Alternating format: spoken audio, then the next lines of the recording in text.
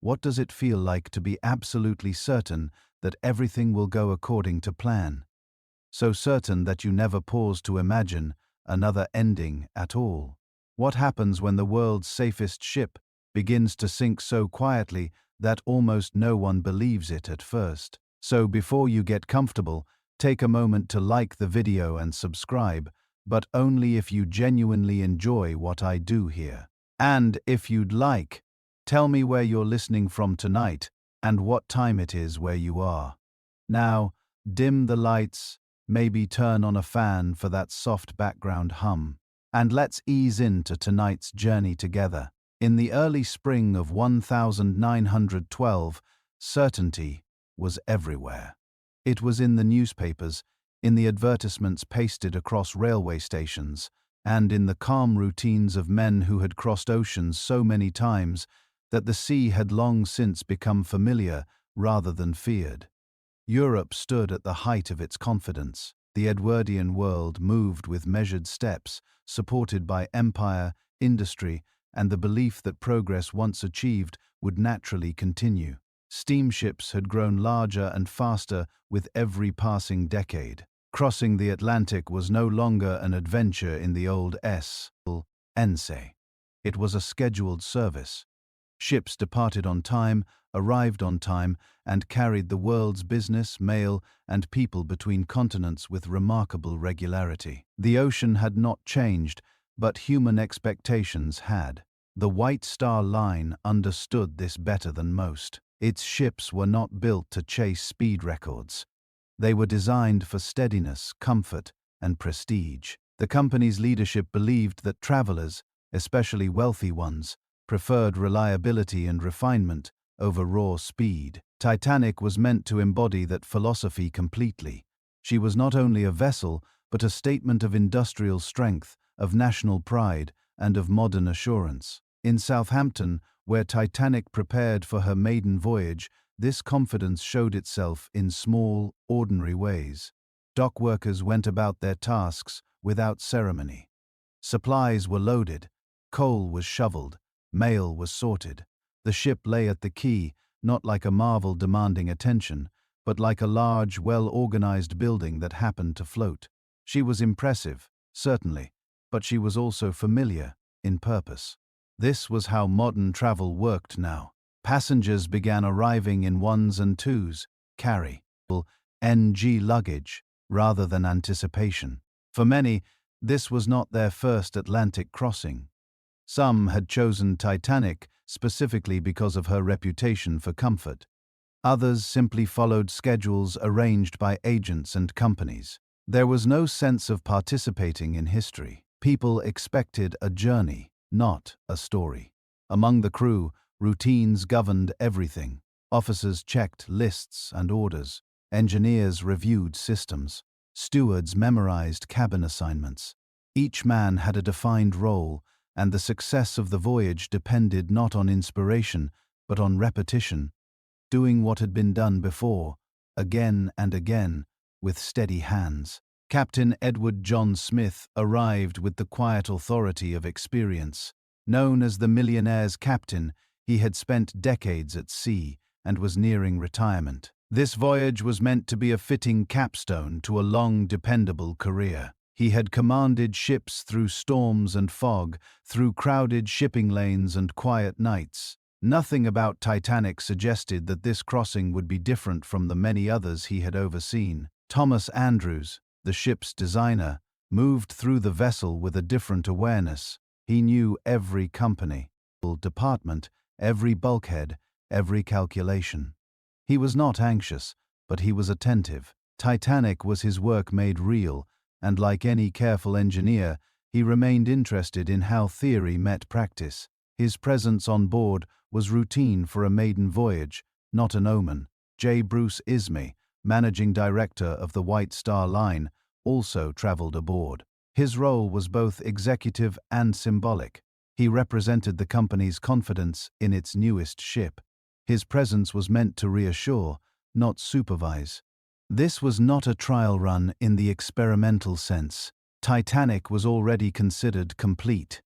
Around them, the social world of the ship assembled itself.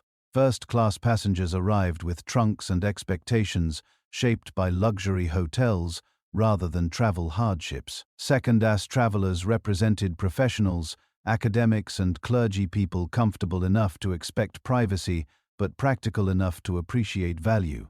Third-class passengers, many of them immigrants, carried fewer belongings but heavier hopes.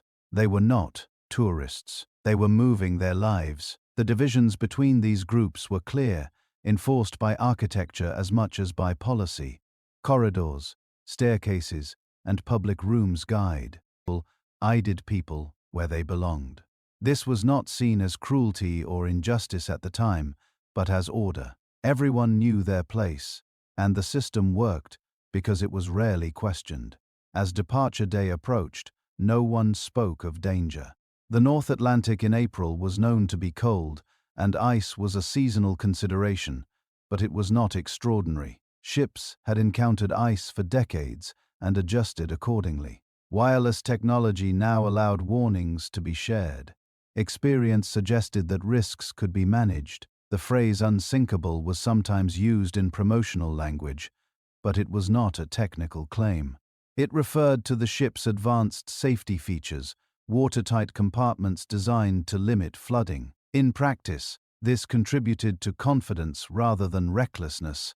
It reassured passengers and crew alike that problems, if they arose, would remain contained. This sense of containment extended beyond engineering. Life itself felt contained, predictable, governed by systems that had proven themselves effective. The Edwardian world valued order. Disruptions were thought to be temporary. Disasters belonged to the past or to places far away. On the evening before departure, Archer, Titanic rested quietly at the dock. Lights glowed along her decks. Inside, final adjustments were made. Beds were prepared. Dining rooms stood ready. There was nothing tense in the air, nothing dramatic. If anything, there was a mild sense of anticipation, similar to the night before a long train journey. Families in Southampton went about their routines, unaware that history had morayed itself just offshore. Letters were written, meals eaten, conversations held that would not be remembered. The ship was present, but its future meaning had not yet formed. This is how large events often begin, not with warnings or signs, but with normality so complete that it feels unremarkable.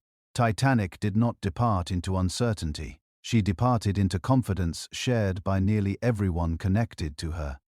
That confidence shaped every decision that followed, not because people were careless, but because they were accustomed to success. By the time the final paperwork was completed and the last cargo secured, there was no sense of urgency. The ship was ready, the crew was ready, the passengers were ready. The Atlantic waited as it always had, wide and indifferent. What mattered most on that quarter, at night before departure, was not what people knew, but what they assumed. They assumed that systems would hold, that experience would guide them, and that tomorrow would resemble yesterday closely enough to require no special thought. And with those assumptions firmly in place, Titanic prepared to sail, building a floating world. Titanic did not begin as a ship. She began as a response. At the turn of the 20th century, the North Atlantic was the busiest maritime corridor in the world. Millions of people crossed it every year, along with mail, capital, and influence. Steamship companies competed not only for passengers, but for prestige. A liner was an advertisement that floated. Size, comfort, and reliability mattered as much as speed, sometimes more. The White Star Line watched this competition carefully. Its rival, Cunard, had recently introduced two fast, powerful ships, Lusitania and Mauretania, that captured public attention with their speed records. Witter chose a different path. Rather than racing across the ocean, it would dominate it with scale and comfort. The plan was deliberate. Build ships so large and well-appointed that speed would become secondary. From that decision came the Olympic-class liners, Olympic, Titanic, and Britannic. Titanic was the second of the three and in many ways the most emblematic. She was conceived not as an experiment, but as a refinement, a culmination of existing practice brought to its logical extreme. Her construction began at the Harland and Wolff shipyard in Belfast, a place already accustomed to large steel vessels. Even so, Titanic required adjustments. Gantries were reinforced. New tools were installed. Thousands of workers were employed, each specializing in a narrow task: riveting, plating, wiring, fitting interiors.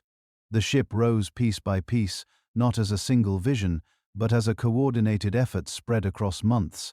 From the outside, Titanic was impressive by any measure.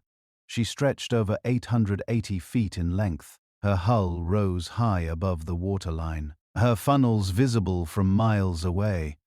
But what mattered more to her builders lay inside. The systems designed to make her safe, stable, and comfortable. The hull was divided into 16 watertight compartments, separated by bulkheads, fitted with doors that could be closed remotely from the bridge. This feature was widely promoted and genuinely innovative. In theory, the ship could remain afloat even if several compartments flooded. It was not invulnerable, but it was resilient, at least according to the calculations available at the time. Those calculations were based on known risks and known patterns. They did not imagine damage extending across too many compartments at once. They assumed collisions would be localized, as most had been in the past. The ocean, though vast, was treated as a space governed by precedent. Titanic's engines reflected similar thinking. She used a combination of reciprocating steam engines and a low-pressure turbine, an arrangement intended to balance power and efficiency. The system was reliable rather than cutting-edge. Engineers valued familiarity. At sea, novelty was often a liability. The boilers that fed those engines consumed enormous amounts of coal, several hundred tons per day. Teams of firemen worked below decks, shoveling continuously in hot, enclosed spaces. Their labor was unseen by most passengers, but it was constant. The ship's smooth progress depended on it. Above the machinery spaces, Titanic transformed into something else entirely. Public rooms were designed to resemble grand hotels rather than ships. Wood paneling, upholstered furniture, electric lighting, and wide staircases created an atmosphere of permanence. This was intentional. White Star wanted passengers to forget they were at sea. First-class accommodations received the most attention. The dining saloon could seat hundreds. The grand staircase served not just as a means of movement, but as a symbol, an interior centerpiece meant to impress. There were reading rooms, lounges, a gymnasium, even a swimming bath. None of this was necessary for crossing the Atlantic, but all of it contributed to the idea that Titanic was not merely transportation. She was an experience. Second-class spaces were more modest, but still comfortable, surpassing first-class standards on older ships. Third-class areas, though plainer, were cleaner and better ventilated than those found on many competitors. White Star prided itself on humane conditions, particularly for immigrants. Every element reflected assumptions about order and separation. Passengers would move within designated spaces. Crew would serve from behind the scenes. Systems would function quietly. Problems, if they occurred, would be handled discreetly. Safety equipment followed regulator. Wise standards of the time. Lifeboats were provided according to tonnage, not passenger capacity.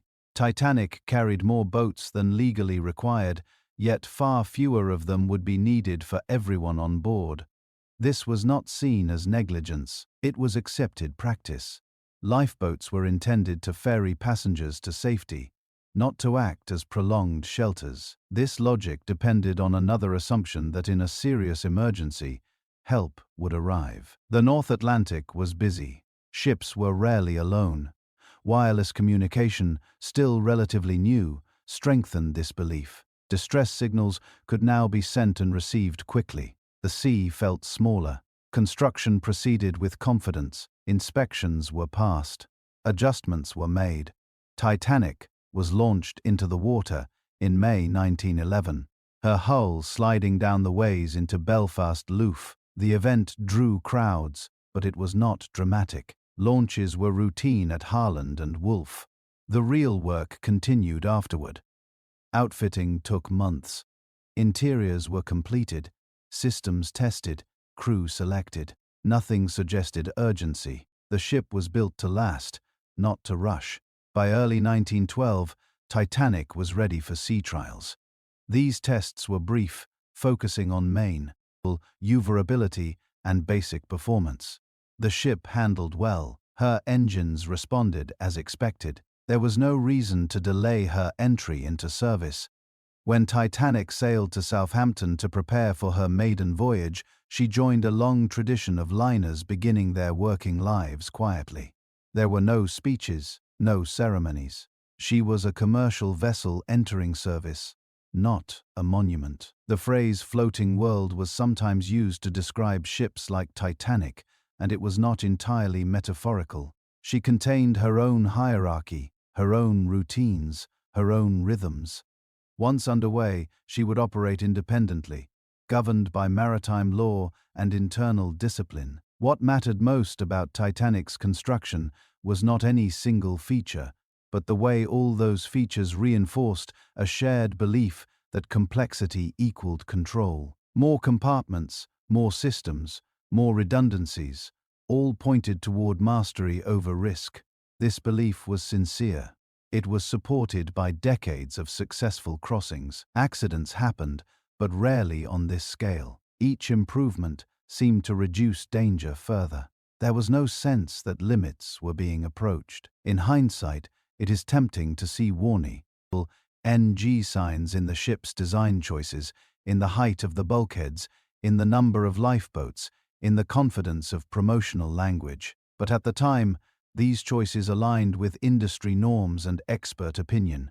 Titanic was not built recklessly. She was built carefully, methodically, according to the best understanding available. Her builders believed they were solving problems, not creating them. And so, by the time she stood complete, Titanic represented something larger than herself. She embodied the Edwardian faith in engineering, organization, and gradual improvement. She was proof, it seemed, that the age of catastrophic maritime disasters was drawing to a close. The floating world was ready. The people who ran her, a ship the size of Titanic, did not run itself. Steel and steam mattered, but they were only as effective as the people who directed them. Long before the vessel left Southampton, a structure of authority, habit, and expectation was already in place. It was this human system, quiet, layered, and rarely questioned, that guided Titanic from her first casting off until the final minutes of the voyage. At the top of that structure stood Captain Edward John Smiley. He was 62 years old in 1912, a man whose career had followed the rise of steamship travel itself. Smith had gone to sea as a boy, advanced steadily, and earned a reputation not for brilliance or daring, but for steadiness. White Star Line valued this quality. Their passengers, many of them wealthy and cautious, preferred a captain who inspired calm rather than excitement. Smith's authority on board was complete, but it was exercised gently. He was not known for issuing sharp orders or asserting himself unnecessarily. Instead, he relied on routine and trust. His officers were experienced men, accustomed to autonomy within clearly defined limits. On a ship like Titanic, the captain did not micromanage. He supervised a system that largely ran itself. Directly beneath him were the deck officers. Chief Officer Henry Wilde, recently transferred from Olympic, served as Smith's second in command. Wilde was a practical seaman, quiet and competent, with years of experience on large liners. His presence reinforced continuity between Titanic and her older sister ship. First Officer William Murdoch handled much of the day-to-day navigation. Murdoch was widely respected, known for his professionalism and decisiveness. He had served on several White Star vessels and understood the company's expectations thoroughly. His role placed him at the center of operational decisions, course adjustments, speed, watch schedules. Second Officer Charles Lawler, meticulous and rule-oriented, brought a different temperament. He believed strongly in order and adherence to procedure. His sense of duty was rigid, shaped by years at sea and a belief that discipline was the foundation of safety. He trusted the system because he was part of the system. Third through sixth officers filled out the watch rotations. Each man knew his place and his responsibilities. None of them were new to ocean travel. For them, Titanic was larger and more luxurious than previous ships, but the principles remained the same. Beyond the bridge, another hierarchy governed the engine rooms. Chief Engineer Joseph Bell oversaw the mechanical heart of the ship. His domain lay deep below the waterline, far from passenger spaces. Bell was responsible for ensuring that boilers, engines, and electrical systems functioned smoothly. His world was one of gauges, pressure, and routine maintenance. He and his engineers measured access by consistency, steady revolutions, even temperatures, predictable performance. Under Bell worked a large team of engineers, greasers, firemen, and trimmers. Firemen shoveled coal into the furnaces hour after hour, maintaining the steam that powered the ship. Trimmers worked in the coal bunkers, moving fuel to where it was needed. These men labored in heat and darkness, largely invisible to passengers. Their work was physically demanding, repetitive, and essential. They were accustomed to hardship. Many had worked on ships where conditions were worse. Titanic's size did not make their jobs easier, but it did make them more organized. Shifts were scheduled, tasks defined. Like the officers above, these men relied on routine. Parallel to the Maritime command structure ran the hotel staff. Chief Steward Hugh Mroy managed the service side of the ship. His responsibilities included dining, cabins, cleaning, and passenger comfort. Hundreds of stewards, stewardesses, cooks, bakers, and waiters answered to him. For these crew members, Titanic was a workplace shaped by social expectation. First-class service demanded discretion, speed, and politeness. Second class required efficiency and attentiveness. Third class involved managing large numbers of people with limited shared language. Each group of passengers was treated differently because that was how travel was structured at the time. This division extended to movement around the ship. Crew corridors, stairways, and service lifts allowed staff to operate without intruding on passenger spaces. The ship functioned like a city with restricted districts. Everyone understood where they could go and where they could not. Thomas Andrews occupied an unusual position. As managing director of Harland and Wolff's design department, he was neither crew nor passenger. His role was observational. He inspected fittings, noted adjustments, and monitored performance. Andrews was methodical and reserved. He believed in precision and continuous improvement. He did not assume perfection, but he trusted design principles supported by calculation. J. Bruce Ismay's presence carried a different weight. As chairman and managing director of Witter, he represented corporate interests. Ismay was not involved in navigation or engineering decisions directly, but his authority was implicit. Officers were aware of his position. At the same time, maritime tradition placed ultimate responsibility with the captain. The boundaries between influence and command were understood but rarely tested. Wireless operators formed another distinct group. Jack Phillips and Harold Bride worked for the Maroni Company, not Whit Star Line.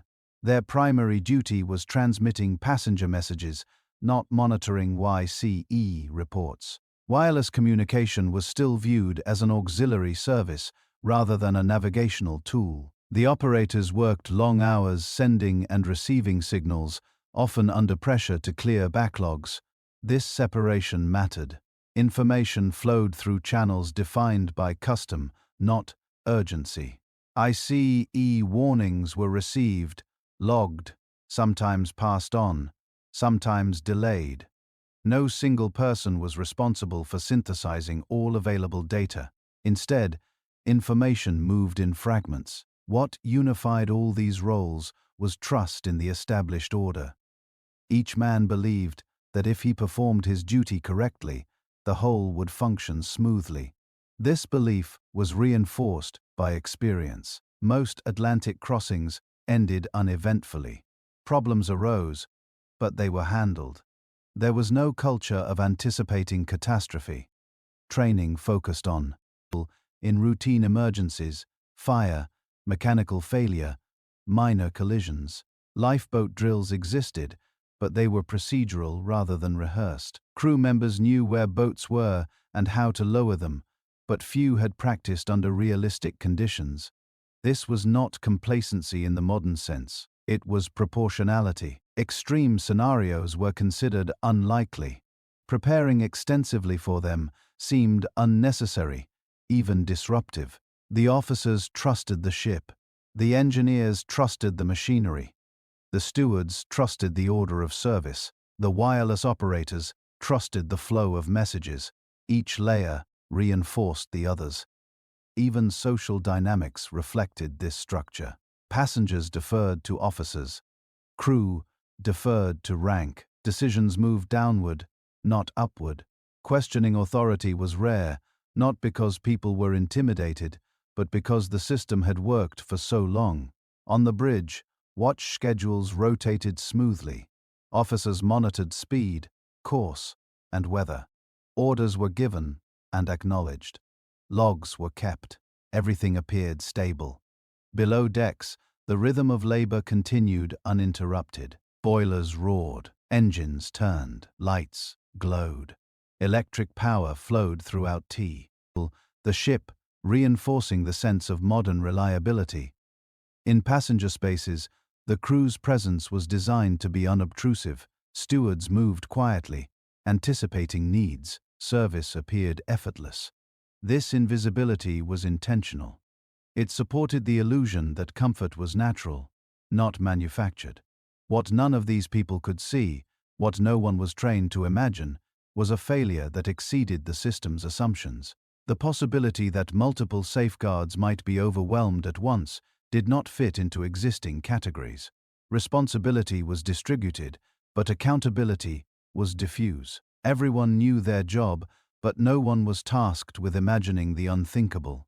This was not negligence. It was how large organizations functioned in an era that trusted structure over speculation.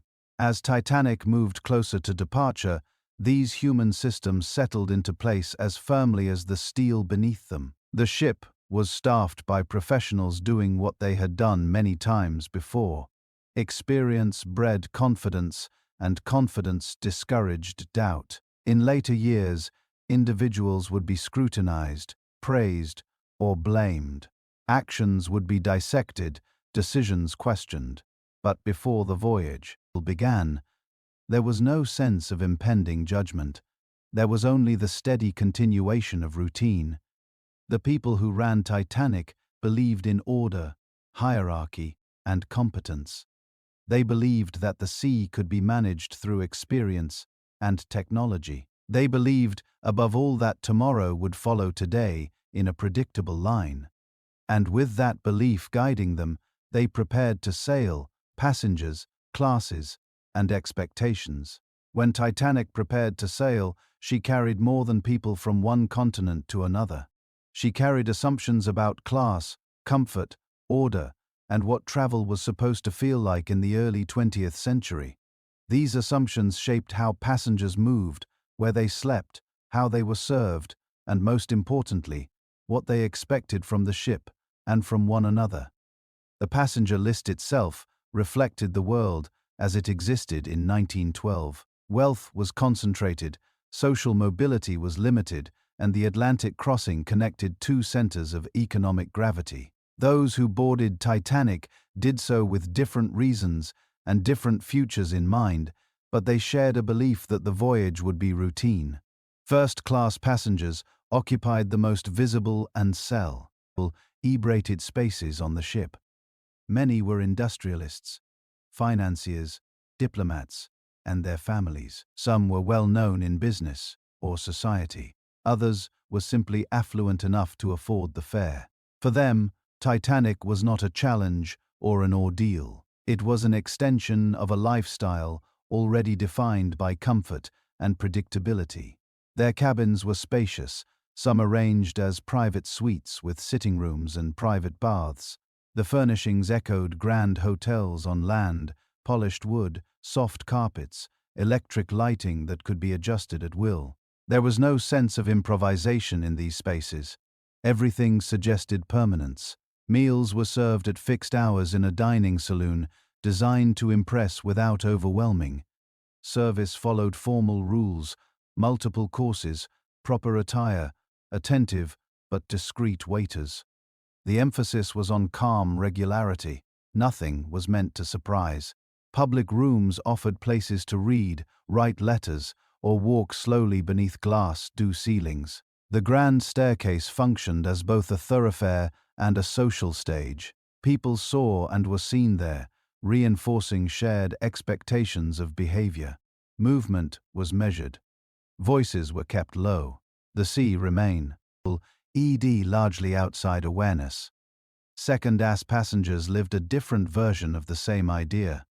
Many were professionals, teachers, clergy, engineers, writers, or families traveling for business or relocation. Their accommodations were simpler, but still comfortable.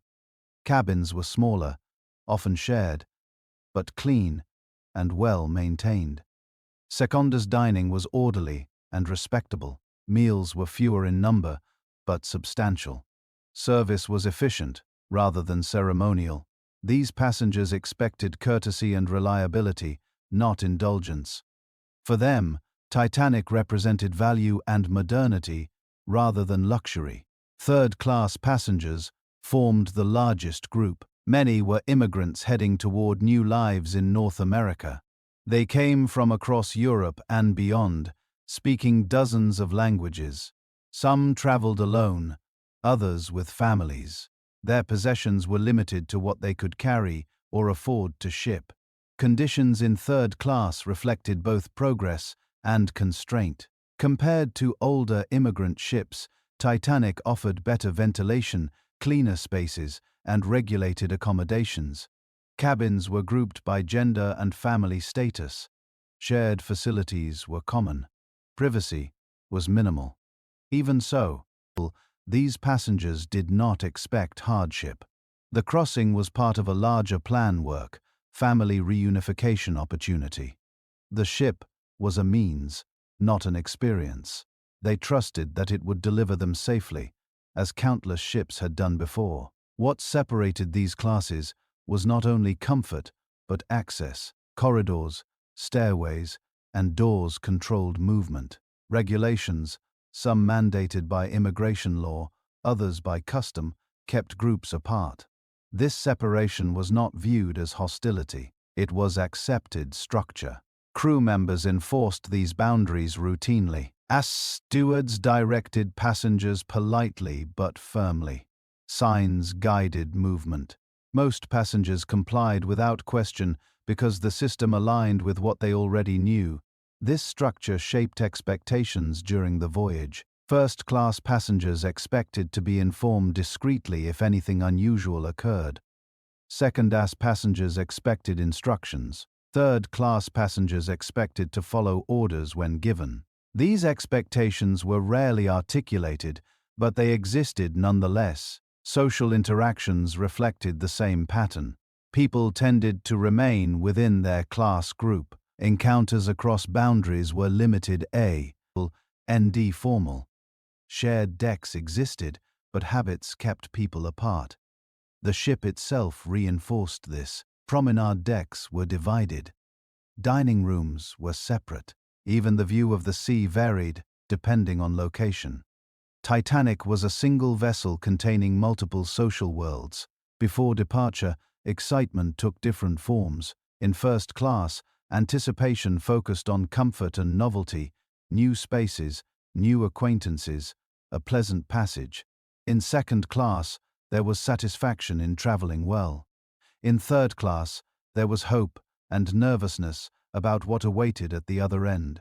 Yet, across all classes, there was a common assumption that the journey itself would pass without incident. Crossing the Atlantic had become normalized. Stories of disaster belonged to earlier eras or exceptional circumstances. Titanic's reputation reinforced this belief. She was new, large, and widely regarded as safe. Passengers had no reason to question that assessment. Most did not study technical details. They trusted the company, the crew, and the broader system of modern travel. Even small inconveniences were interpreted through this lens. Delays, minor bumps, or changes in schedule were accepted as part of complex operations, not as signs of danger. People adjusted expectations slightly, not fundamentally. Cultural habits played a role. In 1912, authority figures were trusted more readily than they might be today. Captains, officers, and uniformed staff represented expertise. Their calm reassured passengers, and passengers rarely demanded explanations. This trust was reinforced by routine. Meals were served on time, lights stayed on, engines hummed steadily. The absence of visible problems became proof that none existed. Children moved through these spaces differently. In first and second class, they were supervised, but allowed to explore. In third class, they stayed closer to family. For them, the ship was a temporary environment governed by adults' rules. Their experiences reflected the larger structure without challenging it. As the ship prepared to leave port, farewells took place along predictable lines. First-class passengers were seen off by acquaintances. Third-class passengers said goodbye to relatives who would not travel with them. Emotions varied, but none were connected to fear of the voyage itself. Titanic's scale made individual passengers feel small, but not vulnerable. The ship's size suggested security. Being one among many felt safer than traveling alone. This perception mattered. When people believe they are protected by systems larger than themselves, they are less likely to question those systems. Titanic inspired that belief easily. Why? The ship's promotional language emphasized stability, comfort, and modern engineering. It did not dwell on risk. Passengers absorbed this tone unconsciously. They expected smoothness because smoothness was promised everywhere. Even the concept of class aboard Titanic served a stabilizing function. It created predictability. People knew where they belonged and what to expect. That sense of order reduced anxiety and reinforced trust. As departure approached, passengers settled into cabins, explored decks, and adjusted to shipboard life. These actions were practical, not symbolic. No one sensed transition into danger. The voyage had not yet begun in earnest. The separation of classes would later complicate evacuation and survival, but at this stage, it simply reflected the world as it was. No one imagined that social boundaries would matter in an emergency. Emergencies, after all, were not expected. Titanic's passengers, jurors boarded with confidence shaped by experience, culture, and design. Their expectations were reasonable within the context of their time. They trusted the ship to carry them forward, not to test them. And with those expectations firmly in place, the passengers prepared for departure, each group inhabiting its own version of the same floating world, sailing from Southampton. On the morning of the 10th of April, 1912, Southampton was awake long before Titanic was ready to leave. The port city had lived with ships for generations, and departures followed familiar rhythms. Trains arrived on schedule. Porters moved steadily along platforms. Dock workers checked manifests and cargo lists. Nothing about this day suggested that it would be remembered differently from hundreds of others. Titanic lay alongside the White Star dock, her hull towering above the quay. From nearby streets, her presence was impossible to ignore, yet it did not stop traffic or silence conversation. Large ships had become part of the city's landscape. People noticed her size, but they did not pause their lives for it. Passengers arrived in waves. First-class travelers often came by private car or taxi, accompanied by porters who managed their luggage. Their movements were calm and unhurried. Tickets were checked, cabins assigned, trunks tagged and sent below. There was no sense of rushing. Time felt abundant. Second-class passengers arrived mostly by train. They moved with purpose, carrying smaller bags and following signs. Some paused to look up at the ship. Others focused on finding the correct gangway. Conversations were practical about cabins, meals, and schedules, waiting on the other side of the ocean. Third-class passengers arrived earlier than most. Immigration regulations required processing and inspection before boarding. Many had traveled long distances just to reach Southampton. They waited patiently. Families grouped together, belongings close at hand. Their mood mixed anticipation with uncertainty, but not fear of the ship itself. Crew members boarded separately, reporting to assigned stations. Stewards checked lists and supplies. Engineers reviewed engine room readiness. Officers rotated watches and verified orders. The ship was transitioning from static object to working system. Mail was loaded in bulk. Titanic carried thousands of letters and parcels, part of the Royal Mail Service. Ice. Sorting rooms deep inside the ship were already active. Clerks preparing to work throughout the voyage. Communication mattered as much as transportation. The ship was a link in a global network. Coal had been loaded over several days. Hundreds of tons transferred into bunkers along the hull.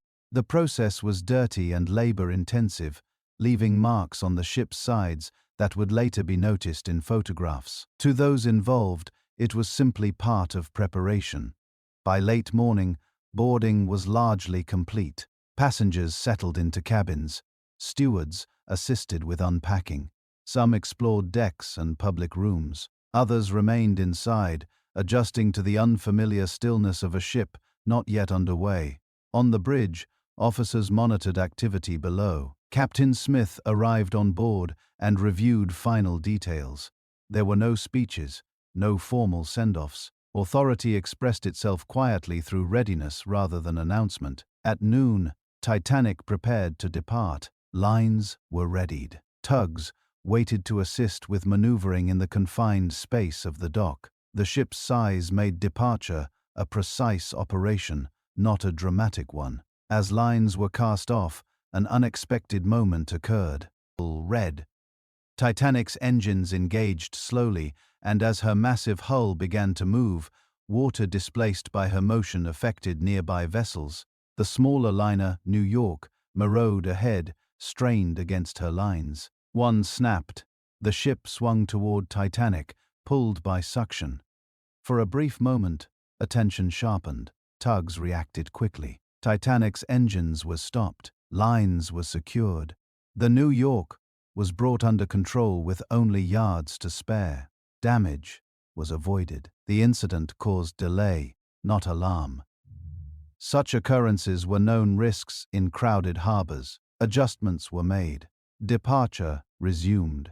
Those who noticed the event saw it as an inconvenience, not a warning. By early afternoon, Titanic moved down the river toward open water. Crowds watched from shore. Some waved, some simply observed. The ship's whistles sounded deep and measured. Once clear of the harbor, Titanic turned south toward the English Channel. The engines settled into steady rhythm. The voyage had begun. Life aboard adjusted smoothly.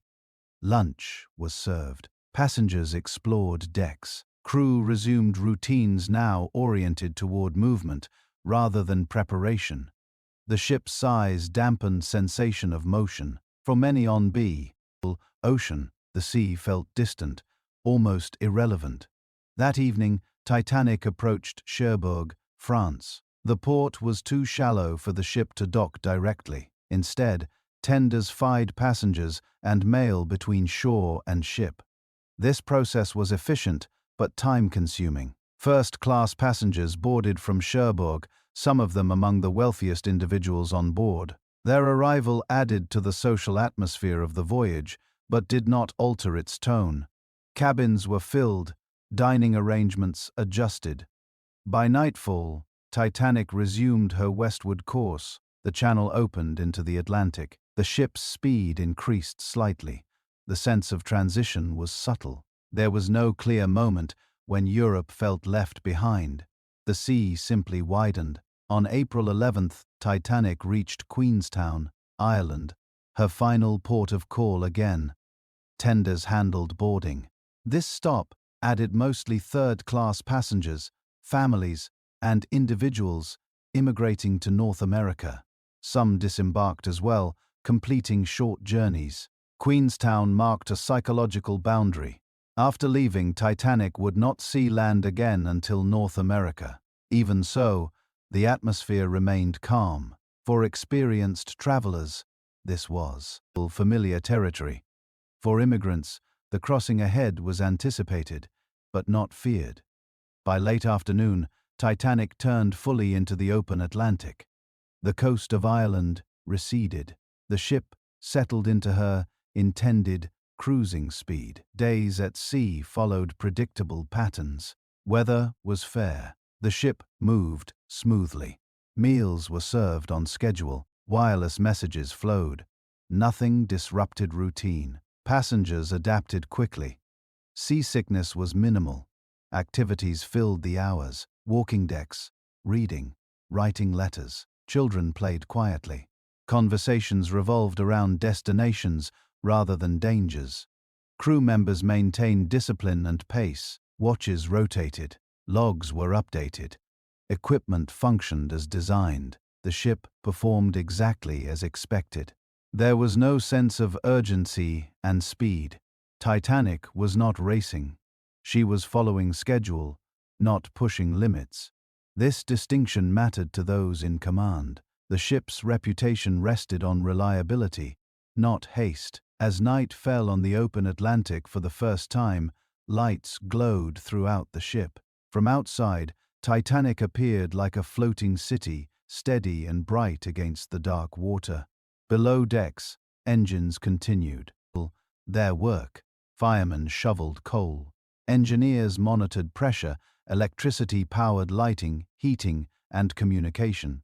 The ship felt self-contained, sustained by its own systems. Passengers retired to cabins, adjusted to gentle vibration, and slept. The sea remained calm. The ship's motion was consistent, almost hypnotic. This was how the voyage was meant to feel: predictable, controlled, ordinary. No one on board perceived departure as a threshold crossed into uncertainty. Southampton, Cherbourg, and Queenstown were steps along a planned route, not moments of decision. Each departure reinforced the belief that the next would follow just as smoothly. The Atlantic stretched ahead, wide and cold, but familiar in concept. Charts had mapped it. Ships crossed it daily. Weather reports were exchanged. Experience suggested that nothing lay ahead that could not be handled. Titanic moved westward under that assumption, her passengers and crew settling into patterns that would define the coming days. The ship had left land behind, but not certainty. And so the sailing from Southampton through ports and into open ocean completed without drama. The voyage was underway, carried forward by confidence earned over decades of successful crossings. Life at sea, small details. Once Titanic cleared Queenstown and turned fully into the Atlantic, the voyage entered its longest and quietest phase. This was the portion of the crossing that most passengers expected to remember least. Days at sea were not designed to be remarkable. They were meant to pass smoothly, marked by meals, rest, and small diversions, all arranged to make time feel organized and unthreatening. The first full day at sea unfolded without incident. The weather was cool but calm. The sea showed only low swells, barely noticeable given the ship's size. For passengers accustomed to earlier generations of ships, the steadiness was striking. Titanic did not roll sharply or pitch. She moved forward with a slow, confident rhythm that muted awareness of the ocean altogether. Morning routines developed quickly. Stewards moved through corridors at regular intervals, checking cabins, refreshing wash basins, and tidying personal spaces. Their presence was efficient and quiet. Passengers often encountered them only briefly, yet their work shaped the entire atmosphere of the ship.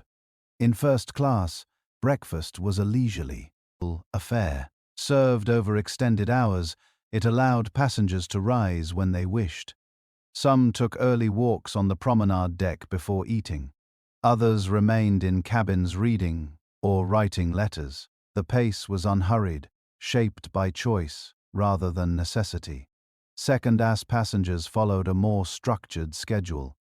Breakfast hours were fixed, activities clustered around meals. Still, there was little sense of restriction. The ship provided enough space that crowding was rarely felt. Third-class passengers experienced the ship differently. Their days were shaped by communal spaces and shared routines. Meals were served at set times, often lively and noisy. Conversations crossed languages. Children occupied themselves in open areas under informal supervision. Despite fewer comforts, there was a sense of order and relative ease. Across all classes, the ship encouraged walking. Decks stretched long and uninterrupted. Passengers paced them slowly, often retracing the same paths. These walks served no destination. They were habits meant to fill time gently. Inside, public rooms remained busy without becoming loud. The library saw steady use. Writing desks were occupied by those composing NG letters that would later be mailed when land was reached. These letters often described the ship more than the sea. People commented on comfort, service, and weather, reinforcing the idea that nothing unusual was occurring. Meals structured the day. Lunch followed breakfast, then afternoon tea, then dinner. In first class, dinner was the most formal event. Dress codes were observed.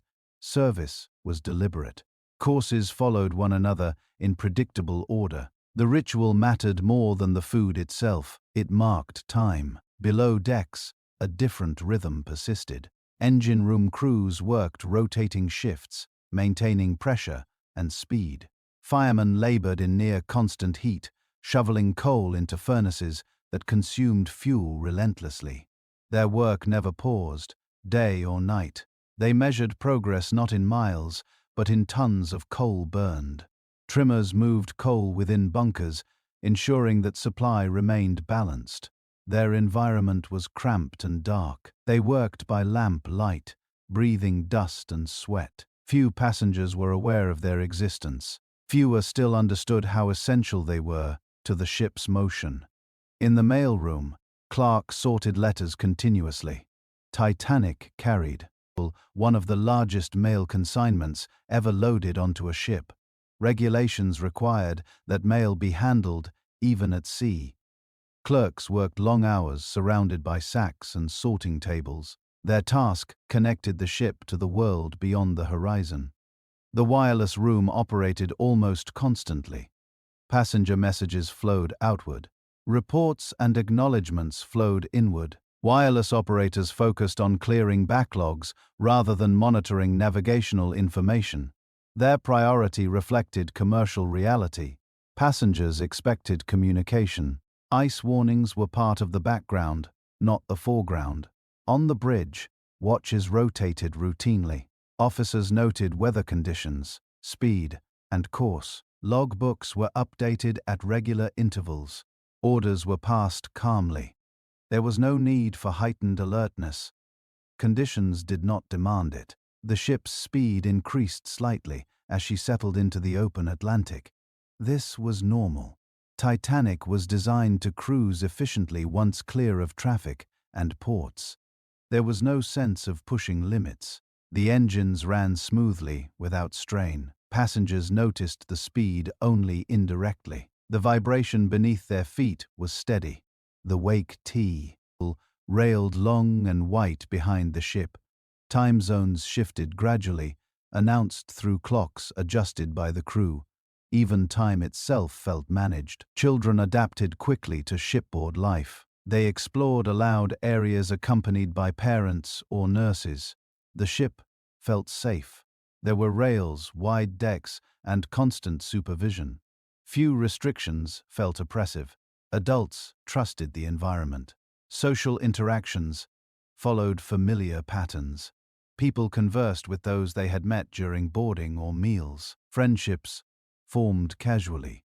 Some passengers spent long hours alone, content with books or thought. There was no pressure to participate. Crew members maintained professional distance. Stewards addressed passengers formally. Officers acknowledged greetings but did not linger.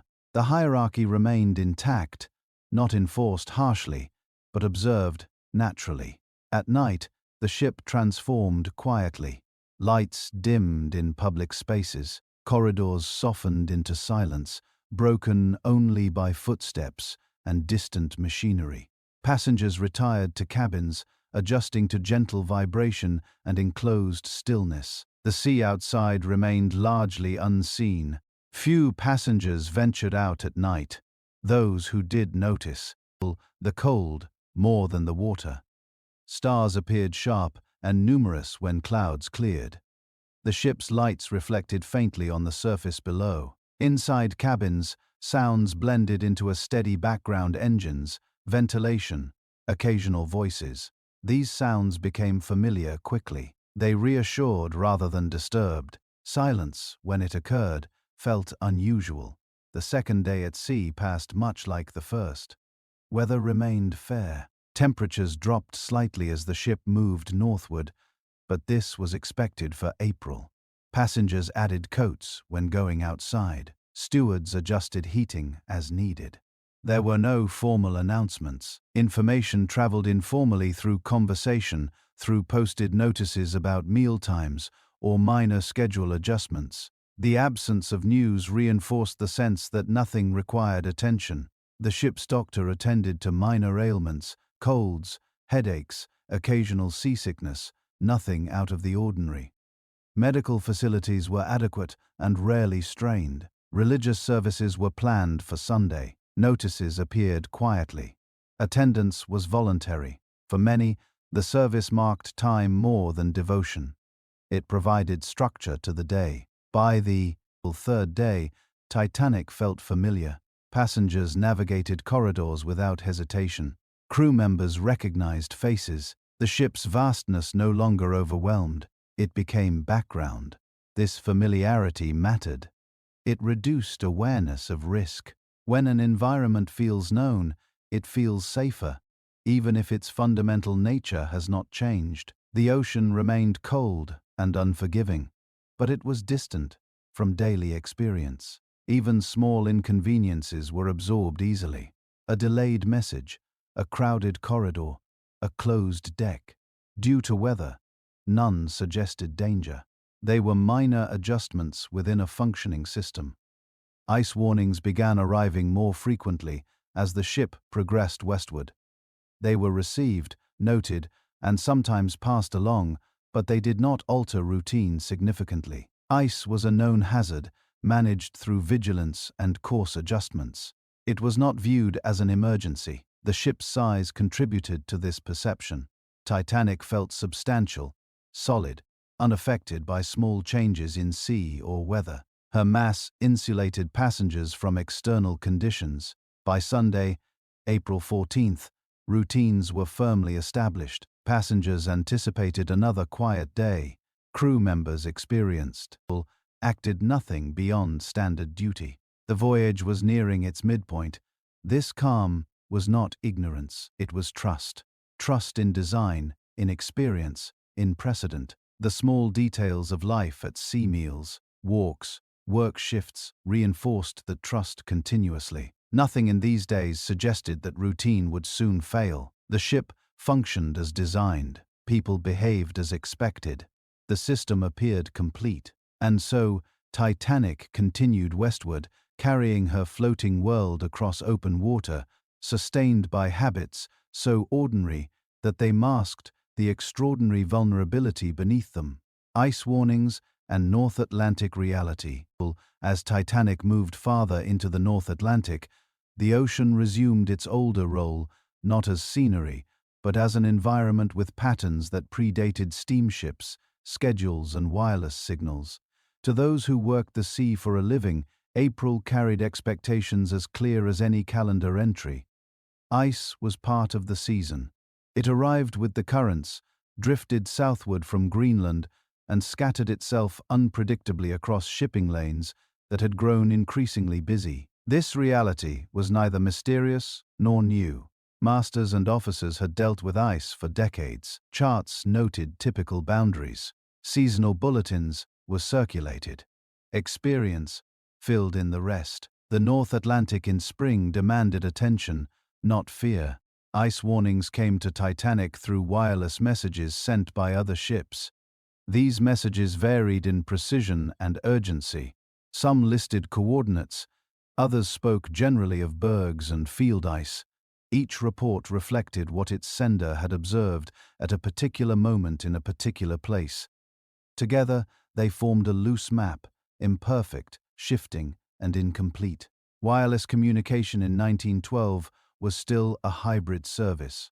It was essential, but not yet fully integrated. Aided into navigation. Operators worked primarily to transmit passenger messages and commercial traffic. ICE reports were important, but they did not automatically override other duties. There was no centralized system for prioritizing or consolidating warnings. On Titanic, ICE messages were received, logged, and sometimes forwarded to the bridge. The process depended on timing, workload, and judgment. When the wireless room was busy clearing passenger traffic, messages accumulated. When officers were occupied, information waited. This was not negligence. It was the normal operation of a new technology still finding its place aboard ships. Wireless had reduced isolation, but it had not eliminated uncertainty. Officers on the bridge were accustomed to receiving ice reports during spring crossings. They adjusted routes slightly, maintained watchfulness, and trusted their ability to detect hazards visually. Ships had long navigated icy waters without wireless assistance at all. Technology supplemented experience rather than replacing it. Titanic's route followed established lanes designed to minimize risk. These tracks were chosen based on traffic patterns, fuel efficiency, and historical CAL data. Deviating significantly required reason. ICE reports provided context, not commands. As reports accumulated, they suggested that ice extended farther south than usual. This information was noted. It did not immediately change operations. The sea remained calm. Visibility was good. Temperatures were dropping, but gradually the ship's speed remained steady. There was no expectation that speed alone created danger. In clear conditions, speed was considered an advantage. It allowed a ship to pass through areas of concern quickly, reducing exposure time. This belief was common at the time. Slowing down unnecessarily carried its own risks, including loss of steerage and schedule disruption. Officers balanced competing considerations using judgment shaped by experience throughout Saturday and into Sunday, April 14th. ICE messages continued to arrive. Some were acknowledged, others were posted in the chart room. The information was there, but it existed within a framework that treated ice as a manageable condition rather than an imminent threat. Temperature readings offered subtle clues. As the ship moved westward, the air cooled more sharply. Seamen noticed this change instinctively. Cold air often accompanied ice. Still, cold air alone did not demand drastic action. It was one data point among many. The sea itself appeared unusually calm. There was little swell, little wind. To passengers, this calm felt pleasant. To experienced officers, it removed one natural warning sign. Waves breaking against ice often revealed its presence. On a flat sea, bergs could be harder to see. This detail mattered, but it was not alarming on its own. Calm seas were common. Officers adjusted lookout practices accordingly, trusting eyes trained by years at sea. Lookouts were posted in the crow's nest as usual. They relied on sight rather than instruments. Binoculars were not standard equipment for lookouts, and their absence was not considered significant. Detection depended on contrast, dark shapes against lighter water or white ice against darker sea. Night navigation was routine. Ships crossed oceans at all hours. Officers and crew were trained to operate in darkness. Titanic's bridge was staffed according to standard practice. What distinguished the night of April 14th was not a single decision, but the convergence of conditions that reduced margins quietly. Ice warnings suggested, "Stay cautious." Calm seas reduced visibility cues. Darkness removed color contrast. Cold air hinted at proximity to ice fields. Each factor alone was manageable. Together, they narrowed options. Passengers, of course, were largely unaware of this context. The ship's interior remained warm and bright. Dinner proceeded on schedule. Conversations flowed easily. The sea's reality stayed outside beyond windows and awareness. The wireless room continued to operate heavily. Passenger messages increased as the voyage progressed. People sent notes ahead, informing contacts of arrival plans. The ship's success reinforced demand for communication. Some ICE messages arrived during this period that did not reach the bridge promptly. They were not ignored, but delayed by workload and procedure. In the absence of a defined emergency protocol, delay did not feel dangerous. This illustrates a broader truth about systems. They function according to priorities that make sense in ordinary conditions. When conditions shift, those priorities may lag behind reality. Captain Smith was aware of ice reports. He discussed them with officers. The ship's course was adjusted slightly southward earlier in the voyage. G, reflecting standard response. No one believed Titanic was steering blindly into danger. The bridge did not operate in isolation. It relied on reports, instruments, and human senses. Each had limitations. Navigation was an exercise in managing uncertainty, not eliminating it. Maritime culture placed strong emphasis on experience. Officers trusted judgment, earned through repetition. They had seen ice before. They had avoided it before. There was no reason to assume this time would be different. The North Atlantic itself offered no warning signs that night beyond cold and calm. The horizon lay dark and indistinct. Stars shone clearly. The sea appeared smooth. Such conditions were not rare. They did not trigger alarm bells. Instead, they demanded attention and care which officers believed they were providing. Titanic's size again influenced perception. Large ships felt stable, resistant to sudden change. Officers believed that even if ice were encountered, damage would likely be limited. This belief rested on past incidents where ships struck ice and survived. What was not fully understood was how a glancing blow across multiple compartments could defeat compartmentalization. This scenario lay outside common experience. As Sunday evening progressed, ICE reports became more numerous. The information was there, but it existed as background rather than foreground.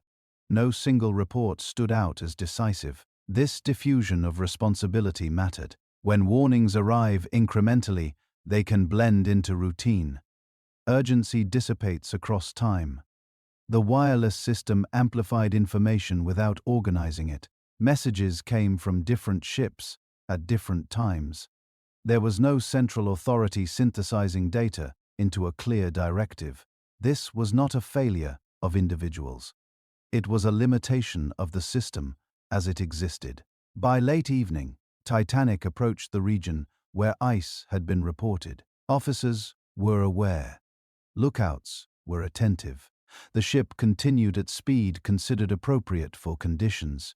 There was no sense of racing or recklessness. There was confidence, grounded in familiarity. In hindsight, the accumulation of small risk factors appears obvious. At the time, it felt ordinary.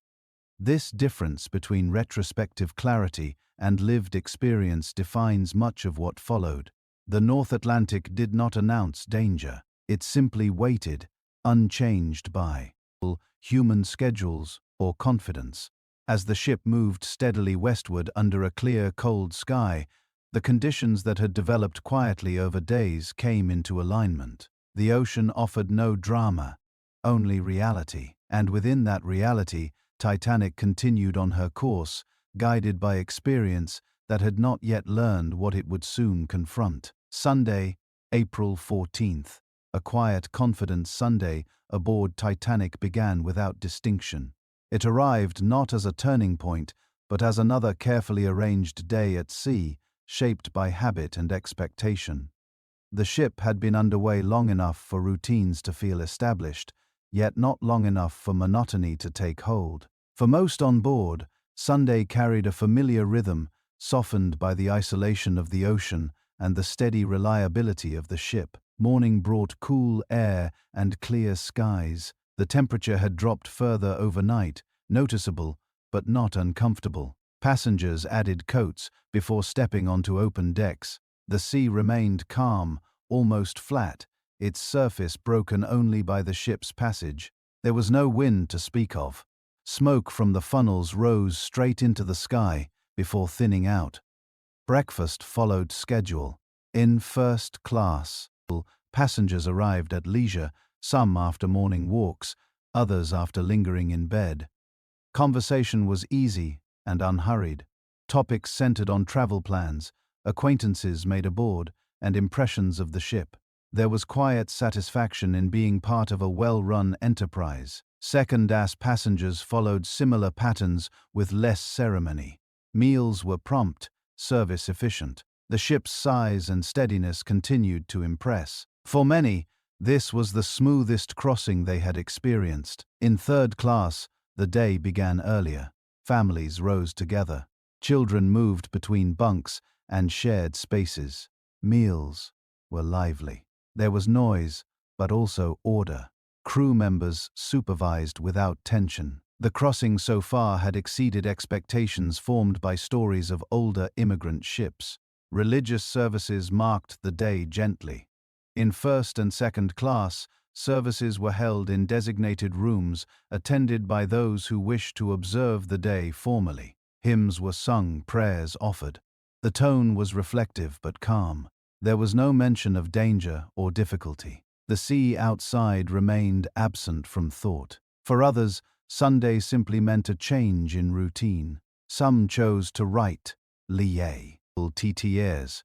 Others spent time reading. The library and lounges saw steady use. The ship's interior spaces absorbed people easily, spreading them out so that crowding rarely occurred. On deck, passengers continued their walks. The cold air sharpened awareness, but did not deter movement. People commented on the clarity of the sky and the calmness of the sea. The ocean appeared orderly, subdued. Crew members followed Sunday routines as well. Watches rotated as usual. Maintenance tasks continued. Engineers monitored machinery. Firemen labored below decks without pause. Their work was constant, unaffected by the day of the week. The wireless room remained busy. Passenger traffic increased as the ship progressed westward. Messages were sent ahead to announce arrival plans. Replies arrived from shore. The ship felt connected, not isolated. ICE messages continued to come in. They were received, logged, and shared as time allowed. Officers were aware that ICE lay ahead. Course and speed remained unchanged. This was not an oversight. It reflected judgment, shaped by experience and prevailing practice. Captain Smith spent part of the day on the bridge and part circulating among passengers. His president, Ense, was reassuring. He spoke casually with travelers, projecting calm. There was no reason to behave otherwise. The ship's course had already been adjusted slightly earlier in response to ICE reports. This adjustment was viewed as sufficient. The North Atlantic was wide. Avoidance did not require radical deviation. By afternoon, the temperature dropped further. Passengers noticed their breath faintly in the air. Crew members adjusted heating. Doors to open decks were sometimes closed briefly, then reopened. These were minor adjustments, not warnings. Lunch passed without comment. Afternoon tea followed. The steady progression of meals continued to define time. Each course, each serving reinforced the sense that everything was proceeding as planned. As daylight faded, the ship prepared for evening. Lights brightened inside. The contrast between interior warmth and exterior cold increased. Few passengers lingered on deck after sunset. The sea outside became an abstract presence. Dinner on Sunday evening was unremarkable in content, but significant in retrospect. In first class, it was a social occasion. Attire followed expectations. Service was smooth. Conversations touched on weather, plans in New York, and the novelty of the ship. No one discussed ice with urgency. Second-class dinner followed similar patterns, though simpler. Third-class passengers ate earlier, then returned to communal areas or cabins. Children were settled for the night. Families prepared for another day at sea. Behind the scenes, the ship continued forward at steady speed. Engines worked efficiently. The helm maintained course. Lookouts took their positions as night fell. The night itself was unusually clear. Stars appeared sharp and numerous. The moon was absent, leaving the sea dark. The calm water reflected little light. The horizon was indistinct. On the bridge, officers took note of conditions. Calm seas and cold air were observed. These details were not ignored. They were noted and integrated into existing expectations. There was no protocol demanding drastic action in such conditions. The lookout stood watch in the crow's nest, scanning ahead. Their task was routine. They relied on sight and experience. There was no radar, no electronic detection. The human eye remained the primary instrument. Passengers retired gradually. Cabins filled with the familiar sounds of shipboard night. Distant engines, muffled footsteps, occasional voices. The ship's interior retained its warmth and light. Some passengers remained awake longer than usual. Social gatherings extended into the evening. Card games, conversations, and reading occupied time. There was no sense of urgency to sleep. Crew members maintained vigilance. Watches changed. Reports were passed. Logs were updated. Everything followed established procedure. Ice reports continued to arrive in the wireless room. One message reporting heavy ice directly ahead came in during the evening. It was logged and set aside to be delivered to the bridge when practical. The wireless operators were occupied clearing passenger traffic. The message did not interrupt their workflow. This moment illustrates how systems prioritize according to design. Passenger communication was the wireless service's primary function. Navigational information, though important, did not always override that priority. On the bridge, officers relied on their own observations and previously received reports. They knew ice lay ahead. They expected to encounter it. They believed they would see it in time to avoid it. Speed remained steady. This choice reflects acted confidence in visibility and maneuverability. Slowing down was an option, but not an automatic one. The absence of visible danger supported continuation. The ship's design reinforced this confidence. Titanic was expected to handle minor impacts without serious consequence. The concept of unsinkability, though often overstated later, contributed to a sense that worst-case scenarios were unlikely. As the night deepened, the temperature continued to fall. The air grew sharper. Crew members noticed frost forming in places. These were signs of proximity to ice, but not definitive indicators of immediate danger. The sea remained smooth. There were no waves breaking against unseen obstacles. This absence removed a natural warning sign. The ocean offered no noise, no disturbance. Passengers slept. For most, The night passed unnoticed until it ended abruptly. At this stage, there was no anticipation of that end. Sunday, April 14th, closed as it had opened with calm, routine, and confidence. Nothing in the ship's interior suggested imminent change. The systems that governed life aboard Titanic continued to function smoothly. In retrospect, this day stands out not because of what happened, but because of what did not. There were no alarms, no confrontations, no visible failures. The ship moved forward under assumptions that had held true many times before. The quiet confidence of that Sunday night was not carelessness. It was the product of experience, technology, and culture aligned towards stability. That alignment would soon be tested in ways no one aboard fully anticipated. As Titanic pressed westward under a clear, star-filled sky, the day ended without remark. The voyage continued, guided by habits that had not yet met their limits. The moment of impact. Late on the night of April 14th, Titanic moved through the North Atlantic with a steadiness that felt unchanged from the hours before. From within the ship, nothing suggested a turning point. The engines maintained their rhythm. The decks were quiet. Most passengers slept, unaware that the conditions outside, darkness, calm water, falling temperature, had narrowed the margin between routine and consequence. On the bridge, the watch followed established procedure. Officers monitored the ship's course and speed, exchanging brief updates as duties rotated. There was no tension in their movements. This was a family. Our hour, one they had lived through many times on other crossings. Experience guided posture and pace. High above the bridge in the crow's nest, the lookout stood watch. Their task was straightforward in description and difficult in execution. Scan the darkness ahead for anything that did not belong. On a night with waves or moonlight, ice often revealed itself through contrast or sound.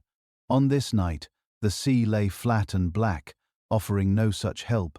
The lookout's eyes adjusted continually. They searched for the faintest outline, the slightest change in texture where sea met sky. Cold air sharpened focus, but also numbed sensation.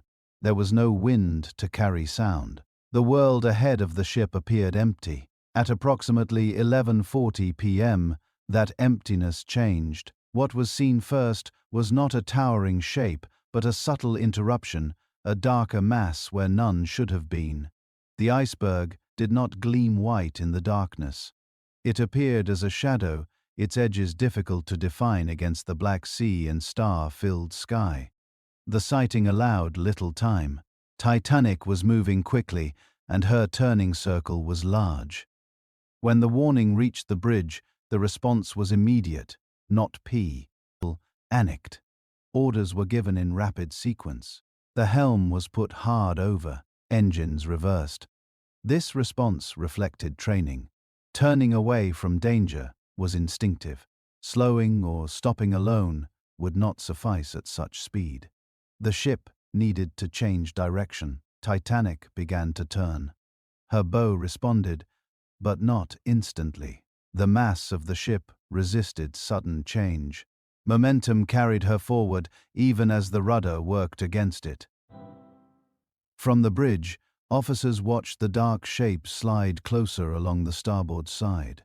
There was no dramatic collision, no shuddering crash. Instead, there was a sensation so slight that many passengers did not register it at all. Those awake felt a gentle vibration, a brief scraping sensation, or nothing more than a change in the ship's motion. In some cabins, objects shifted slightly. In others, there was no perceptible effect. Below the waterline, the iceberg did its work quietly. It did not punch a hole. It scraped along the hull, opening seams between steel plates. The damage extended across multiple compartments, each breach small in isolation, together decisive. The iceberg passed into darkness as quickly as it had appeared. Titanic completed a turn and resumed forward motion, now clear of immediate danger. On the bridge, the ship was brought to a stop. Officers assessed what they knew. There was no visible damage above water. The ship remained upright. Engines responded normally. There was no flooding reported immediately. This absence of dramatic signs mattered. It shaped initial interpretation. Ships had struck ice before and survived. A glancing blow suggested limited damage. The design of Titanic reinforced this assumption. Captain Smith arrived on the bridge within moments. Reports were brief and factual. The ship had struck ice. Engines were stopped. The ship appeared intact. Below decks, the reality emerged more slowly. In the forward compartments, crew members heard water rushing when none should be. Engineers and firemen felt cold water entering spaces that had been dry moments before. They reported flooding upward through established channels. Watertight doors were closed remotely from the bridge, sealing compartments as designed. This action worked exactly as intended. Doors dropped, isolating sections of the hull. The system functioned. The problem lay not in failure, but in scale. Too many compartments re-compromised.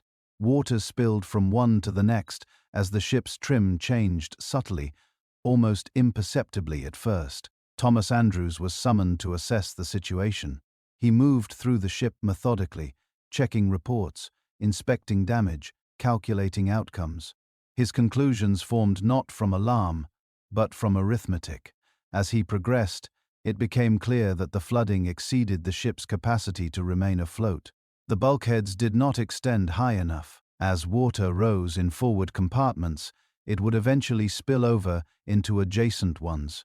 This process would take time. Titanic was not in immediate danger of capsizing or sinking quickly. She was stable, upright, and still. This stability masked the seriousness of the situation. On the bridge, Andrews communicated his findings to Captain Smith. The assessment was direct. The ship would sink. There was no speculation, no dramatization. It was a conclusion based on design limits. The word sink carried weight, but not panic. There was time. Estimates suggested an hour or more before the situation became critical. The ship's slow response created an illusion of control. Initial orders focused on preparation rather than evacuation. Crew members were instructed to uncover lifeboats, assemble passengers, and ready equipment. These actions followed protocol. They did not yet imply urgency to those involved. Passengers became aware of disruption gradually. Some felt the ship stop and wondered why. Others noticed crew members moving with purpose. A few encountered ice fragments on deck fallen from the hull during impact. These pieces drew curiosity more than fear. Announcements were not made. Officers and stewards relied on direct instruction, believing calm movement preferable to alarming the entire ship. This approach reflected standard practice. In first class, passengers asked questions and received reassuring answers. In second and third class, information spread unevenly. Some remained unaware of any problem. Others sensed that something had changed, but not its significance. The ship's lighting remained on. Heat continued to circulate. The engines were silent now, but electrical systems functioned. The absence of darkness and noise reinforced calm. Crew members began waking passengers and asking them to dress warmly. Life jackets were brought out, though not immediately donned by all. The request to put on a lifebelt felt precautionary rather than urgent. This was the moment when the gap between reality and perception widened. The ship was fatally damaged, but it did not feel so. There was no fire, no list, no visible flooding in passenger spaces. The impact itself had been modest. Many would later struggle to believe that such a gentle encounter could have such consequences. At the time, that disbelief guided behavior. On the bridge, preparations continued. Lifeboat crews were assigned. Flares were made ready. Wireless operators were instructed to send distress signals. The decision to call for help acknowledged seriousness, but it remained procedural. Distress calls had been sent before by ships that did not sink. The expectation was assistance, not abandonment. As the first rockets were prepared, the ship remained steady. The night was quiet, the sea was calm. The moment of impact, in retrospect, defined everything that followed, but at the time, it did not feel like a climax. It felt like an interruption, an unexpected event that required attention, but not yet fear. The Iceberg was already gone, indifferent and silent. Titanic, though wounded beyond recovery, still appears. Red hole. This contrast between cause and effect, between a brief contact and a prolonged outcome, shaped the human response. People react to what they perceive, not to what calculations predict. In those first minutes after impact, perception suggested manageability.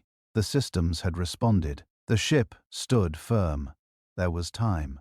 That belief formed in the quiet aftermath of a barely felt collision would influence every decision made in the hours that followed. Realizing the ship will sink after the impact, Titanic entered a period that felt suspended in time.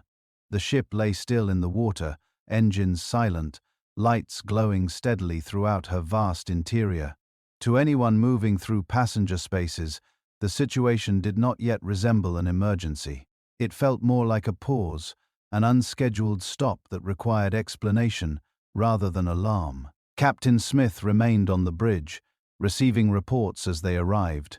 Information came in fragments. Crew members from below decks described flooding in forward compartments. Engineers confirmed rising water levels. Each report added weight, but none arrived with drama. They were delivered calmly in the language of professionals describing conditions they could see and measure. Thomas Andrews continued his inspection. He moved downward through the ship accompanied by crew members who opened doors and pointed out damage. His method was systematic. He counted compartments affected, noted the rate of water ingress, and observed the ship's trim.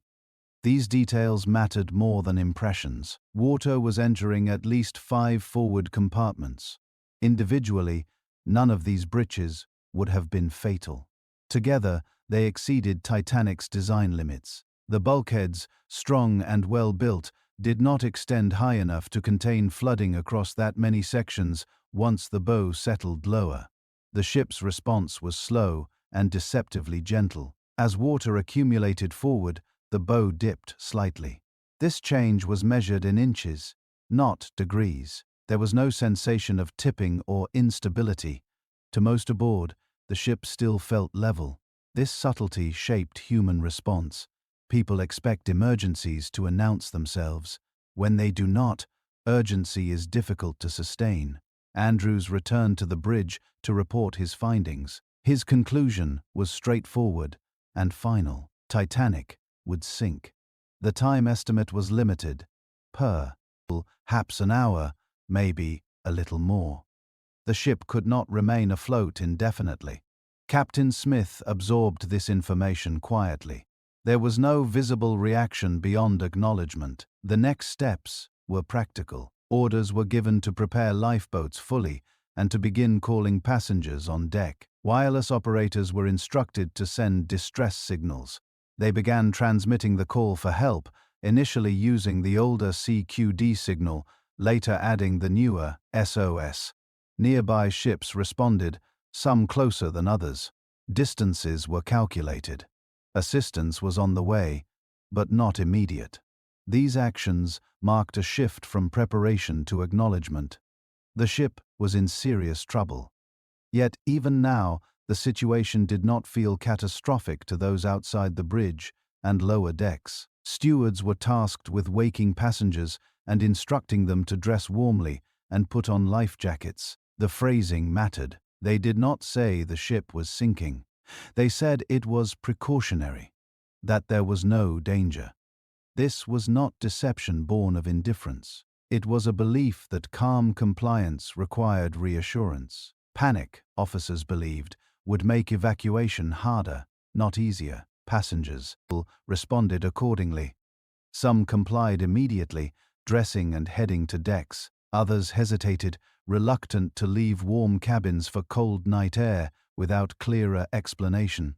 A few laughed off the suggestion, seeing life jackets as unnecessary. In first class, questions were asked politely and answered vaguely. The tone remained controlled. Stewards and officers believed they were maintaining order by minimizing information. This approach reflected maritime tradition and social expectations.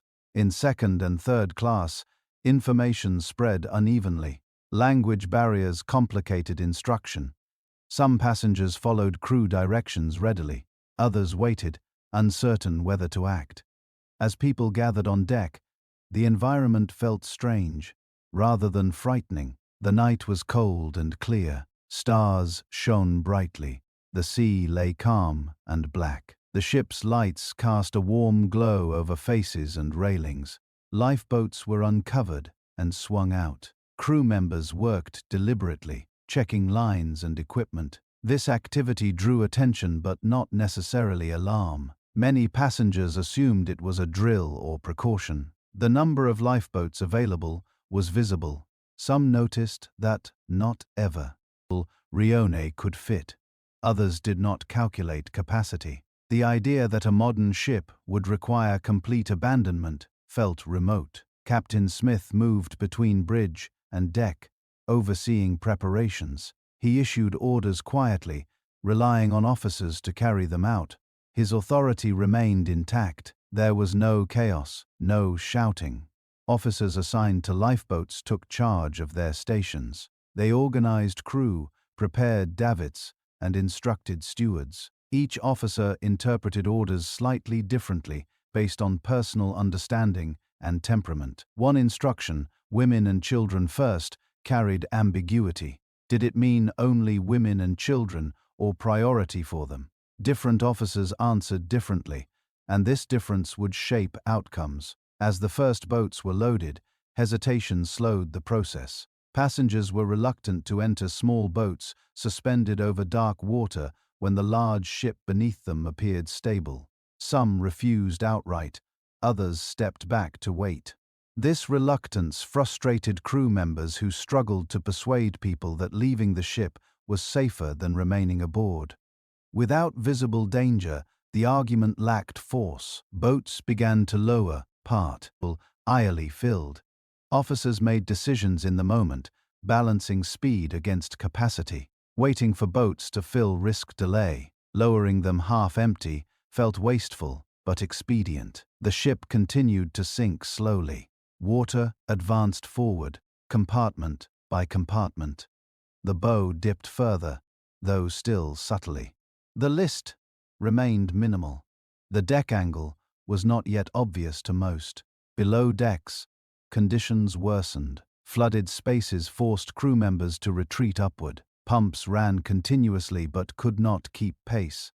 Engineers remained at their posts as long as possible, maintaining power and lighting. Their presence ensured that the ship remained illuminated and warm longer than expected. This extended calm, but also delayed awareness of seriousness.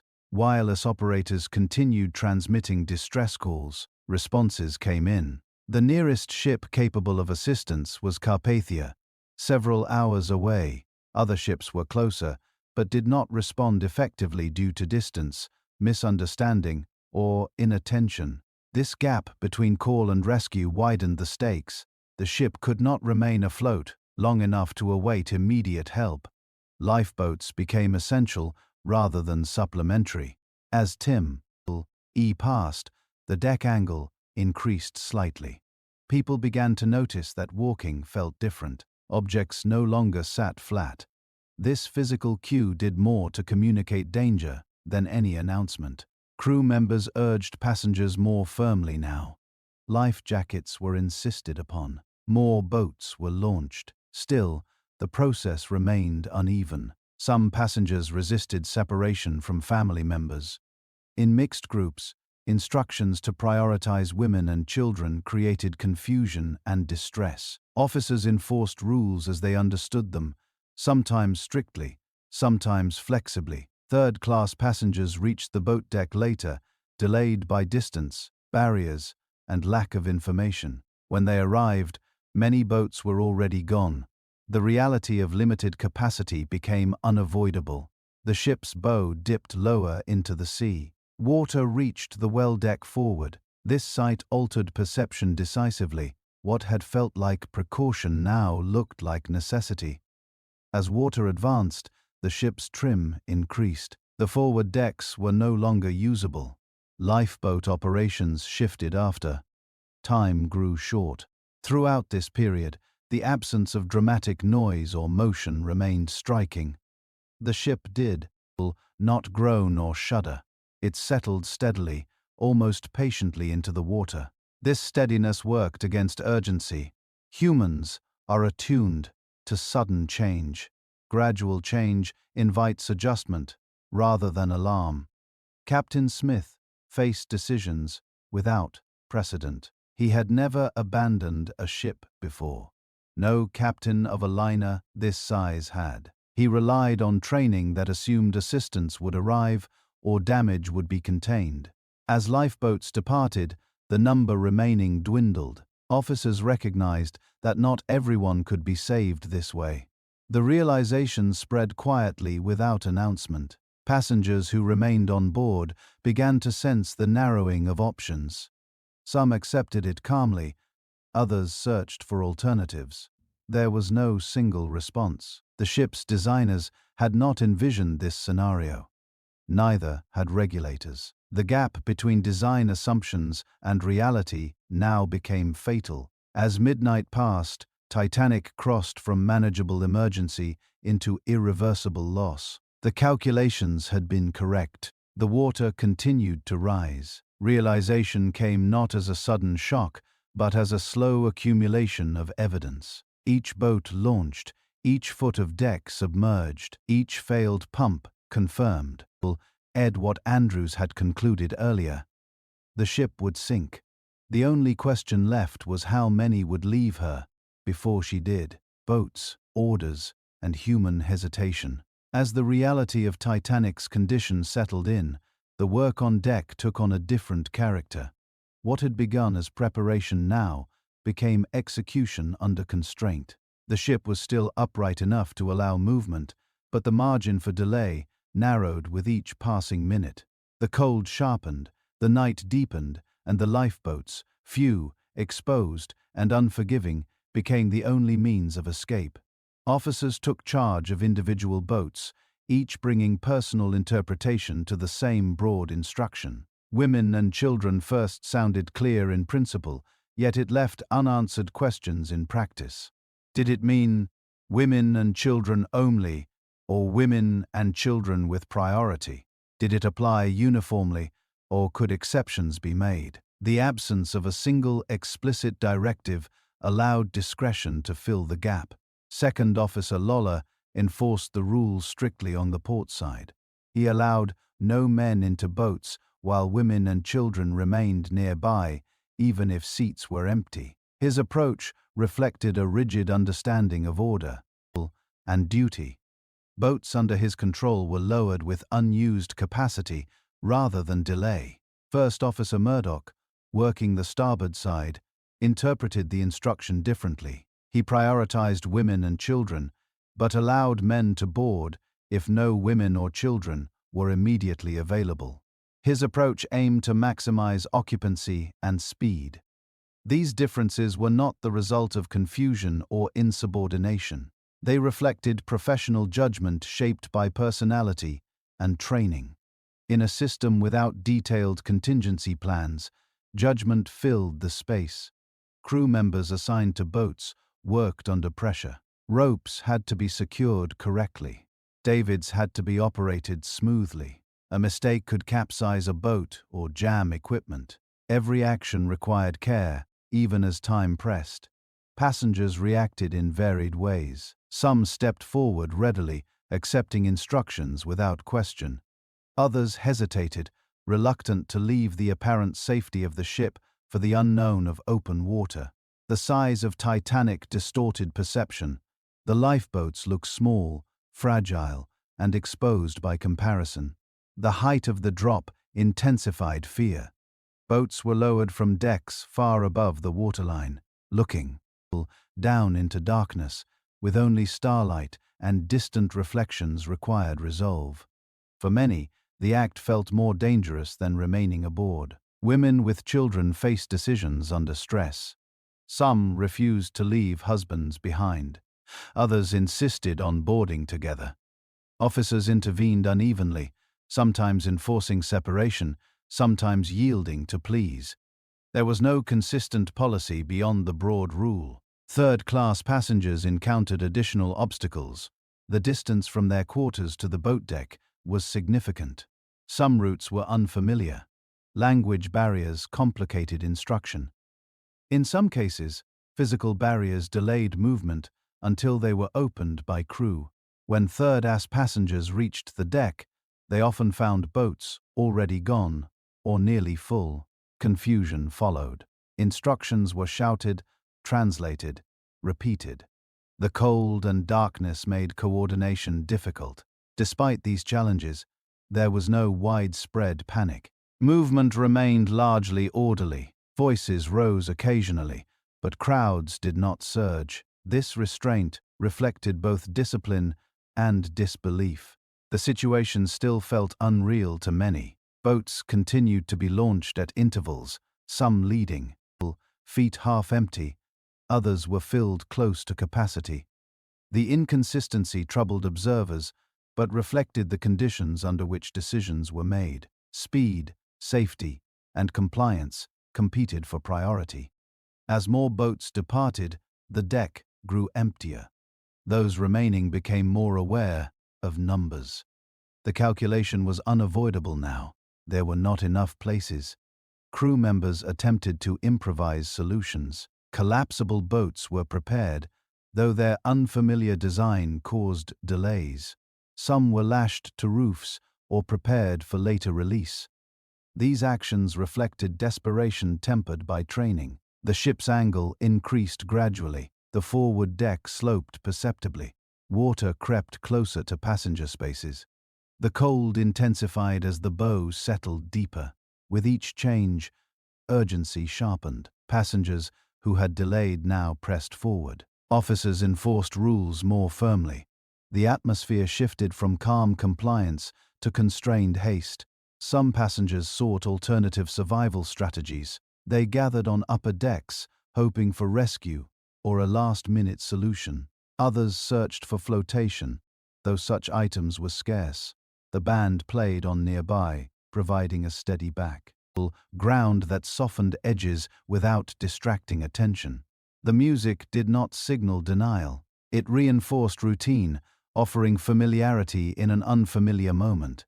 Wireless operators continued transmitting as long as power allowed. Signals went out into the dark unanswered immediately. The knowledge that help was coming, but not soon enough, weighed heavily. Below decks, water advanced relentlessly. Compartments filled and overflowed. Stairways became impossible. Crew members retreated upward, closing doors behind them. The ship's internal geography changed, narrowing options. As the list increased, launching boats became more difficult. Davits were designed for level operation. Angles complicated lowering. Timing became critical. Officers recognized that only a few boats remained. Decisions now affect survival directly. There was no longer time to persuade reluctant passengers extensively. Commands became firmer. Some men attempted to board boats disguised or by force. They were stopped in most cases. Order was maintained, sometimes through physical restraint, more often through authority. Children were lifted into boats. Women followed. Faces reflected shock more than fear. Many believed they would be transferred to another ship shortly. Few grasped the full implications. As boats pulled away, occupants looked back at the illuminated ship. She still appeared whole, her lights bright against the dark sea. This image contradicted the necessity of abandonment. The gap between perception and reality widened further. Those in boats struggled to understand why they had been sent away. Those on deck struggled to accept that staying meant peril. The cold air numbed hands and faces, breath fogged in the dark. The sea remained calm, indifferent. Crew members who had launched boats now faced a different reality. With fewer passengers to manage, they turned to assisting remaining efforts or preparing for the ship's final stages. Some sought their own survival. Others remained at posts, committed to duty. Captain Smith continued to oversee operations, moving between areas, offering direction where possible. His role narrowed as options disappeared. Authority could not create lifeboats where none existed. The last standard lifeboats were launched. Attention turned to collapsibles. These required special handling. One was lowered successfully. Another was washed from its position later, adding to chaos. As time ran out, the deck angle increased more noticeably. Walking required effort. Railings felt higher on one side, lower on the other. The ship's movement became harder to ignore. Passengers remaining on board gathered toward the stern, the highest remaining point. The forward sections were now close to water level. The ship's immense length emphasized the scale of change. The final moments of organized evacuation approached. There were no speeches, no announcements. People acted individually or in small groups, guided by instinct and observation. Hesitation persisted to the end. Some waited, hoping for instruction that would change reality. Others accepted the inevitable and sought the best available option, however limited. The boats pulled farther away, creating distance between survivors and the ship. That distance brought safety, but also isolation. The cold water lay between them and the lights they had left behind. On deck, the numbers dwindled. Those who remained now understood, if not fully, then enough. The ship would not save them. The system that had governed Titanic so effectively in routine conditions now reached its limit. Orders, company. I would not overcome physics. Discipline could not create capacity. The evacuation phase closed, not with a clear end, but with exhaustion. The boats were gone. The deck was slanted. The water was close. What remained was the ship itself, and those still aboard, facing a future measured in minutes, wireless calls and distant responses. As lifeboats pulled away from Titanic and the ship's situation grew increasingly irreversible, another struggle continued in parallel, one that unfolded not on deck or below the waterline, but through invisible waves of electrical signals sent out into the night. The wireless room, small and crowded with equipment, became a critical point of connection between the stricken ship and a world that remained frustratingly far away. Jack Phillips and Harold Bride, the Maritime wireless operators aboard Titanic, had already been working long hours before the collision. Passenger messages had kept the transmitter busy throughout the day and evening. Wireless work was demanding, requiring concentration, repetition, and physical endurance. Messages were sent in Morse code, each letter keyed by hand, each transmission subject to interference and fading. When the order R came to send a distress signal, it did not arrive with ceremony. It was practical, direct, and urgent in its own way, but it followed established protocol. Phillips began transmitting CQD, the long-standing distress call, recognized by ships equipped with wireless sets. Shortly afterward, he added the newer SOS signal. Not yet universally adopted, but increasingly understood. The messages went out repeatedly, sent into a darkness that concealed both distance and possibility. Titanic's wireless had considerable power for its time, capable of reaching ships hundreds of miles away under favorable conditions. Responses began to come in, confirming that the call had been heard. One of the first replies came from the RMS Carpathia, operated by the Cunard Line. She was approximately 58 miles away, too far to arrive quickly, but close enough to offer hope. Her wireless operator acknowledged Titanic's distress and relayed the message to Captain Arthur Rostron, who responded immediately. Carpathia altered course, and began making full speed toward Titanic's reported position. Boilers were pushed beyond normal limits. Heat and hot water were diverted to engines. Non-essential services were shut up. T-down.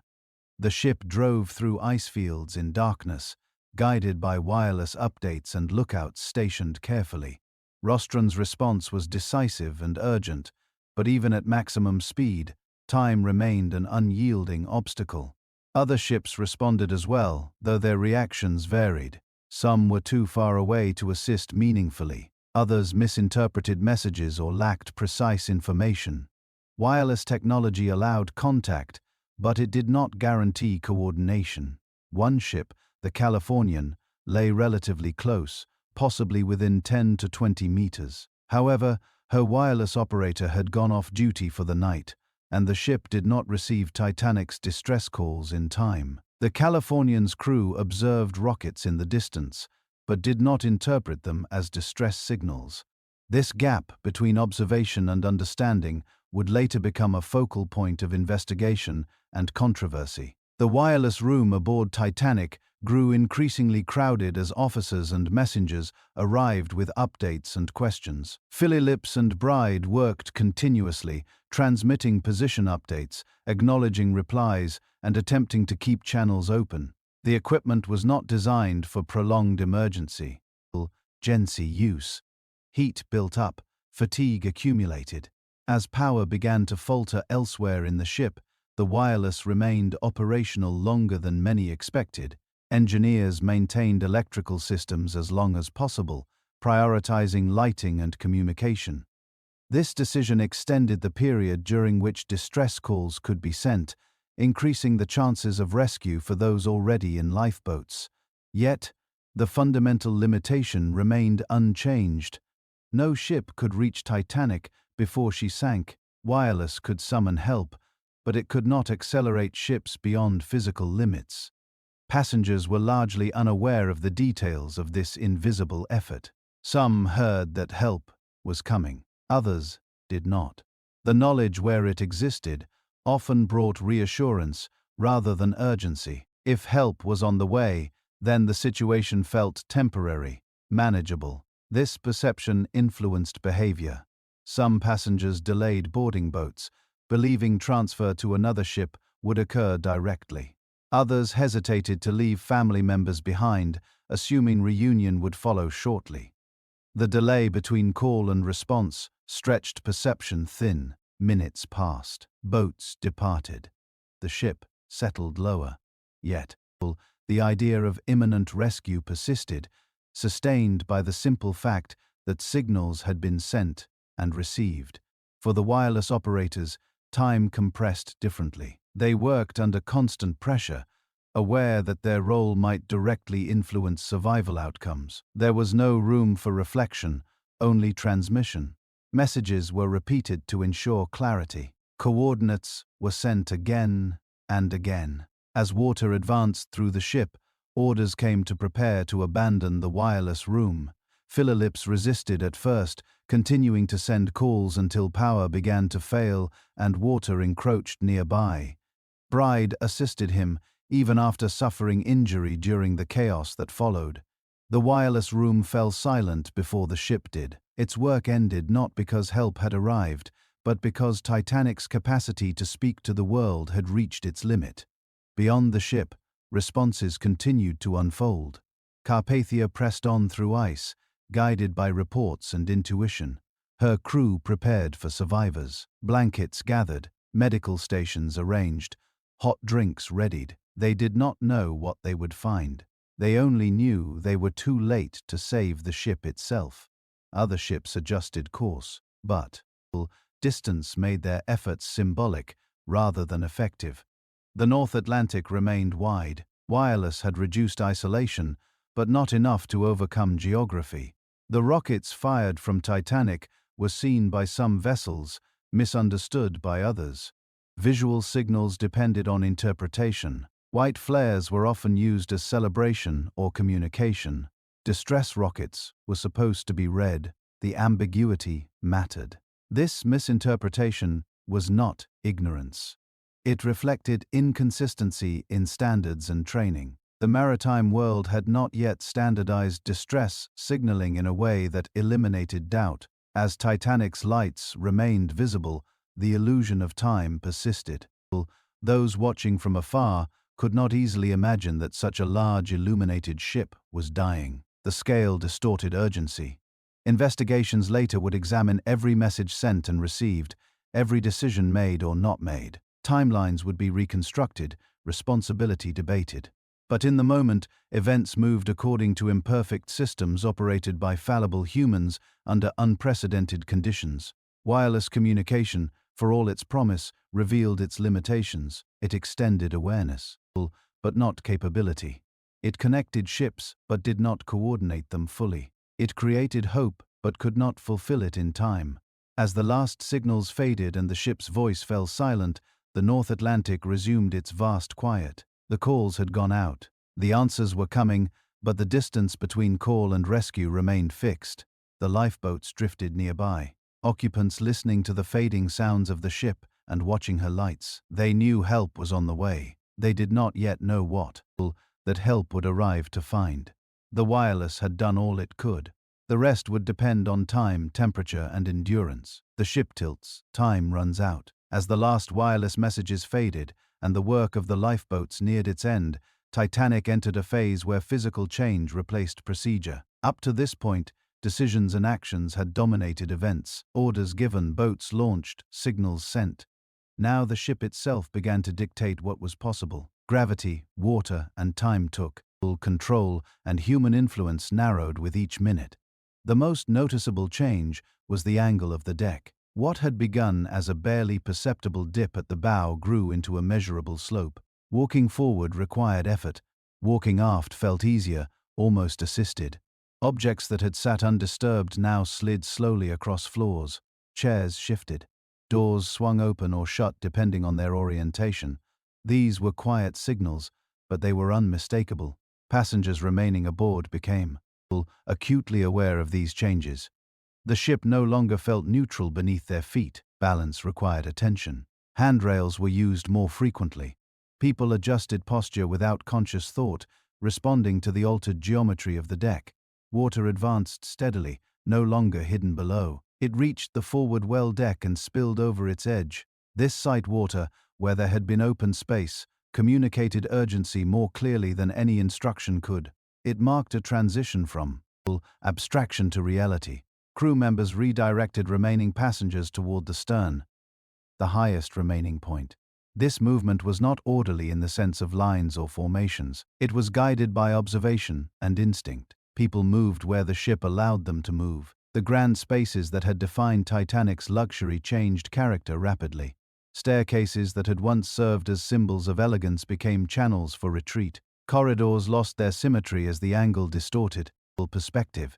The ship's interior, designed for stability, now revealed its vulnerability to asymmetry. Lighting remained on, though it flickered occasionally as power demands shifted. The continued illumination preserved a sense of normalcy that no longer matched conditions. Faces were clearly visible. Expressions reflected confusion, resignation, and focus rather than panic. Below decks, conditions had deteriorated beyond use. Compartments were flooded fully. Stairways were blocked. The ship's internal boundaries, once orderly, now forced movement upward and aft. Crew members who had worked below retreated to upper levels, their duties complete. The engine rooms, still manned until recently, fell silent. Boilers were drowned. Machinery that had powered the ship across the ocean ceased operation. The absence of engine noise marked a significant shift. The ship was no longer traveling, it was settling. As the bow sank deeper, pressure increased on the ship's structure. The hull, designed to distribute stress evenly, now bore uneven loads. The stern rose gradually, lifting screws clear of the water. This change altered the ship's silhouette against the night sky. Passengers gathered near the stern railings, drawn there by the simple logic of elevation. The water was farther away. The deck felt less steep. There was room to stand. From this vantage point, the ship appeared divided. Forward, darkness and water dominated. Aft, light and relative dryness persisted. The contrast was stark and unsettling. Lifeboats that remained nearby drifted farther away, either by intention or current. Occupants watched silently. The distance grew, both physical and psychological. Those in boats felt the separation keenly, aware that return was no longer possible. The band continued playing for a time, its presence reinforcing routine in a moment when routine had lost relevance. The music did not deny reality. It softened its edges, offering familiarity amid disintegration. As the angle increased, moving became more difficult. Walking required leaning forward, standing still required bracing. People adapted, but the effort drained energy. Water reached the base of the grand staircase. The sight carried symbolic weight, though no one spoke of it. The staircase had represented order and luxury. Now it marked the boundary between what had been and what could no longer be used. The ship's trim continued to change. The bow sank lower, pulling the stern higher. This gradual rotation was smooth but relentless. There was no sudden lurch, no dramatic shift, just steady movement. Those still aboard faced narrowing choices. Some attempted to find flotation chairs, doors, anything that might help if they entered the water. Others accepted that options were limited and focused on staying upright as long as possible. Crew members no longer gave instructions broadly. Their role shifted to individual assistance, helping someone climb, offering direction in passing, or simply standing aside as the ship dictated movement. Captain Smith was seen moving toward the bridge area one last time. His authority could no longer alter outcome. The ship's fate was fixed. His presence now served as acknowledgement rather than command. As the angle grew steeper, the stern deck became crowded. People clustered instinctively, drawn by proximity and shared circumstance. Conversation diminished. Attention turned inward or upward. The stars overhead remained bright. The night sky appeared unchanged, indifferent to the events below. This contrast cosmic stability against human collapse went largely unremarked, but it shaped perception. The world beyond the ship did not react. Water surged forward inside the ship, filling spaces rapidly. Now, air was forced upward, creating sounds that echoed briefly through corridors before being swallowed by water. These sounds were not explosive, but they were unsettling. The ship's structure responded with strain. Subtle vibrations traveled through decks and railings. Metal groaned faintly under shifting loads. These sensations signaled limits being approached. As the stern rose higher, the deck angle increased further. Standing became precarious. People held on to rails and fittings. Some lost footing and slid forward until stopped by others or by obstacles. The lifeboats, now farther away, observed the ship's final transformation. The lights remained on, illuminating the decks at an unnatural angle. The ship looked less like a vessel and more like a structure tipping out of its intended orientation. Time compressed. Minutes felt both long and short. There was little to do but adjust to changing conditions. The water reached the bridge area. Equipment submerged gradually. The compass, charts, and instruments that had guided the ship now lay useless beneath cold water. Navigation ended.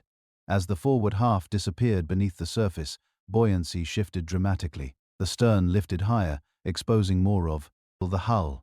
The ship's balance changed again, accelerating movement. Those still aboard sensed the acceleration. The slow, steady descent began to feel faster. The margin between stability and collapse narrowed. People prepared themselves mentally, though not uniformly. Some braced for immersion. Others clung to structures, hoping for a pause or reprieve that did not come. The ship's tilt reached an angle that made remaining aboard increasingly untenable.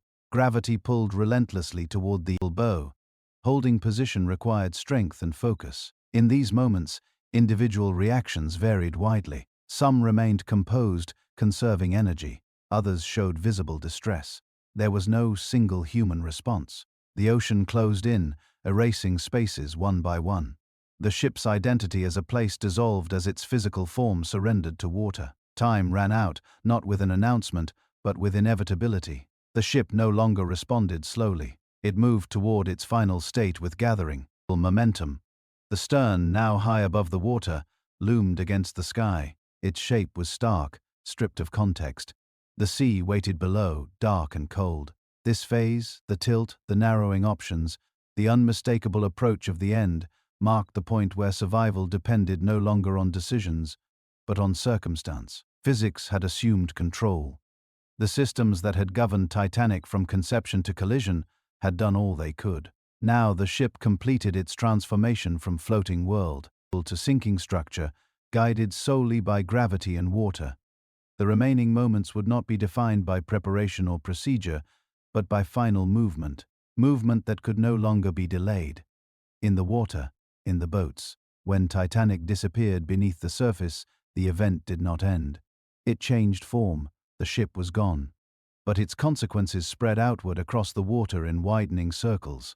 What followed unfolded not as a single scene but as many simultaneous experiences. Some endured from within lifeboats.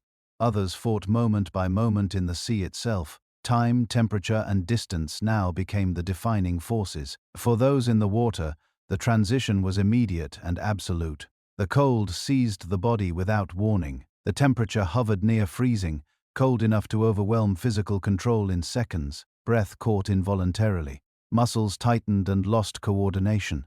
Swimming, which might seem instinctive, became difficult almost at once. Arms and legs resisted command, responding sluggishly or not at all. The initial shock was the most dangerous phase. Those who gasped uncontrollably risked inhaling water. Panic, where it occurred, accelerated exhaustion. Even those who remained composed found their strength draining rapidly as the cold worked inward. The body's responses were physiological, not emotional. Survival depended on factors beyond will alone. Some individuals found temporary support on floating debris. Pieces of wood, overturned, furniture, and fragments of the ship's interior dotted the surface. These objects offered partial relief, keeping heads above water, reducing effort, but they could not counter the cold. Exposure continued unabated. Voices carried across the surface. Calls for help rose and fell, overlapping, then thinning as energy faded. In the still night air, sound traveled clearly. Those in lifeboats heard these voices distinctly, often recognizing the language, sometimes recognizing individuals. The proximity made inaction feel heavy. Inside the lifeboats, conditions were harsh, but survivable. Boats were open to the elements. Cold air cut through clothing. Spray soaked passengers. Many had left the ship without coats or proper footwear, unprepared for hours exposed on the open sea. The boats varied in occupancy and leadership. Some were near capacity. Others had empty seats that now felt like burdens. Officers or crew in charge made decisions about rowing, positioning, and whether to return toward the sinking site. The fear of being swamped was real. A lifeboat could be overturned by sudden movement or excessive weight. Those in charge weighed the risk of returning against the certainty of capsizing. The cold water around them served as a constant reminder of what capsizing would mean. Some boats moved away deliberately, increasing distance from the sinking ship and the sounds that followed. Others remained closer, paralyzed by indecision or constrained by currents. A few made limited attempts to rescue swimmers, pulling in those who could reach them quickly. The number saved this way was small. As minutes passed, the cries from the water diminished. Cold and exhaustion took effect. The surface quieted, leaving behind a silence broken only by windless water and the movement of boats. In the lifeboats, people reacted differently to this silence. Some felt relief, interpreting it as the end of danger. Others felt the weight of what it meant. The knowledge that many people had died within reach, but beyond rescue, settled slowly and unevenly. The boats drifted, some loosely grouped, others isolated. There was little sense of orientation. Without landmarks, distance was difficult to judge. The stars overhead provided light, but no guidance. The ocean offered no reference points. Passengers huddled together instinctively, sharing body heat where possible. Those with extra clothing covered those without. This cooperation emerged quietly without instruction. Survival now depended on endurance and mutual support rather than hierarchy. Physical discomfort intensified. Cold numbed extremities. Stiffness set in. Shivering consumed energy. Thirst emerged unexpectedly, driven by dry air and stress. There was little to be done about it. Some boats had limited supplies: biscuits, water, flares. These were rationed cautiously. There was no certainty about how long rescue would take. The memory of the ship's size distorted expectations. Some believed help would arrive soon. Others feared a long wait. Time passed unevenly. Without clocks or clear markers, minutes blurred into one another. The night felt endless. Conversation where it occurred was subdued. Many sat in silence, conserving energy. In some boats, leadership mattered greatly. Clear direction when to row, when to stop, how to distribute weight, improve stability and morale. In others, absence of leadership led to drifting and confusion. Outcomes varied accordingly. The cold continued to claim strength from those in the water. By the time lifeboats attempted to return in limited fashion, many swimmers were already beyond help. Bodies floated quietly, faces turned upward, movement gone. Those in boats who witnessed this carried the image with them. The contrast between the calm sea and the stillness of those floating was stark. The ocean appeared unchanged, its surface smooth, reflecting stars as if nothing had occurred. Gradually, attention turned outward again. Flares were discussed. Signals were considered. The idea of rescue regained focus as the immediate aftermath settled into waiting. Some boats tied themselves together to reduce drift. Others kept distance to avoid collision. Coordination was informal and incomplete. Each boat acted independently, guided by its occupant's judgment. As the hours stretched on, fatigue deepened. Muscles cramped. Numbness spread. Maintaining alertness required effort. Some passengers dozed briefly, waking abruptly from cold or movement. The psychological shift from crisis to endurance was subtle. The adrenaline of evacuation faded, replaced by a heavy, persistent awareness of exposure. Survival became passive rather than active, dependent on holding on rather than acting. The water around the boats was littered with remnants of the ship. These fragments provided a tangible connection to what had been lost. People recognized items from cabins and decks, now reduced to floating objects. In the distance, the horizon remained empty. Lights appeared. The vastness of the ocean reasserted itself. The lifeboats felt small, fragile, and isolated. For those who had lost family members, the waiting carried a different weight. Separation that had been temporary now threatened to become permanent. Some searched the darkness for familiar faces. Others withdrew inward, conserving emotional energy as well as physical strength. As the night progressed, the cold intensified further. The absence of wind did not lessen the chill. Clothing froze stiff in places. Hands became clumsy. Simple tasks require concentration. Despite these conditions, most boats remained afloat and stable. The design, though basic, proved sufficient. The sea remained calm. Waves did not build. This calmness was one of the few mercies the night offered. The difference between those in boats and those who had been in the water became absolute. The line between survival and death had been drawn not by merit or preparation, but by timing and position. As dawn approached slowly, the blackness of the sky began to soften.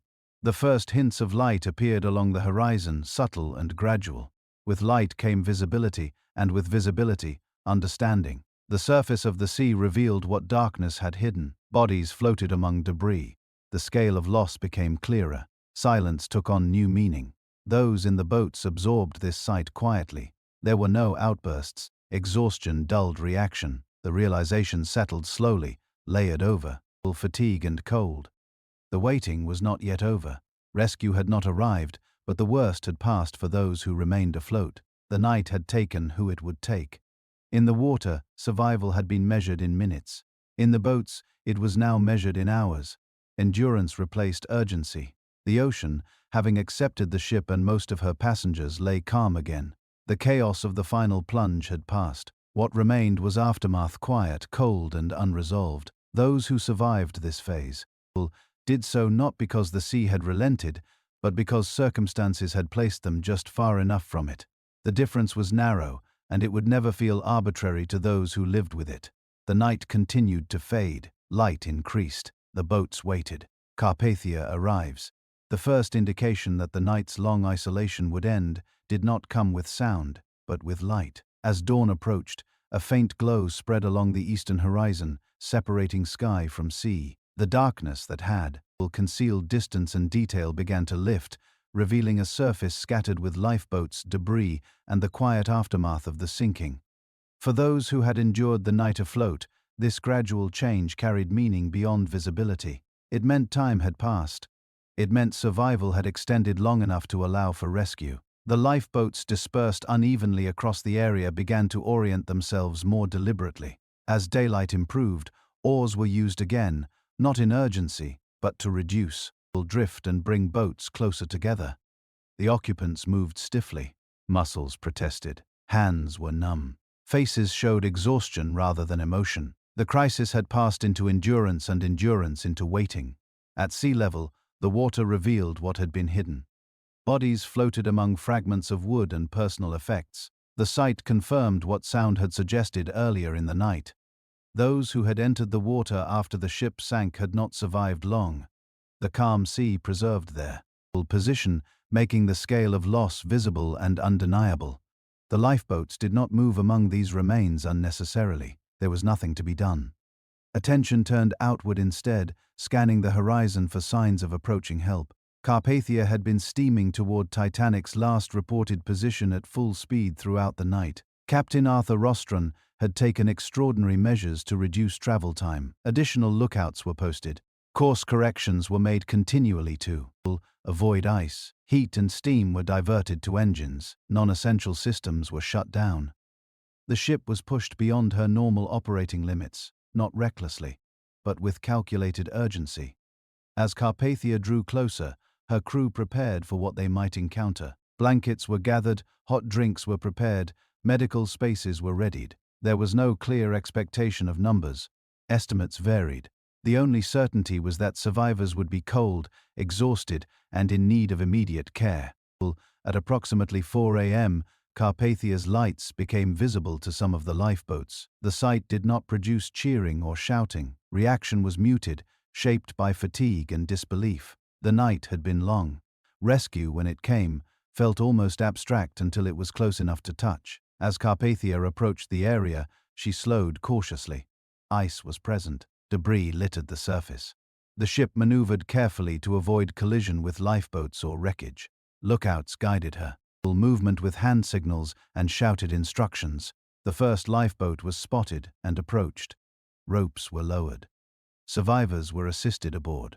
The process was slow and methodical. People were helped one by one, lifted over the side, supported as they crossed the threshold from open sea to solid deck. Many could not stand on their own. Cold and exhaustion had reduced strength.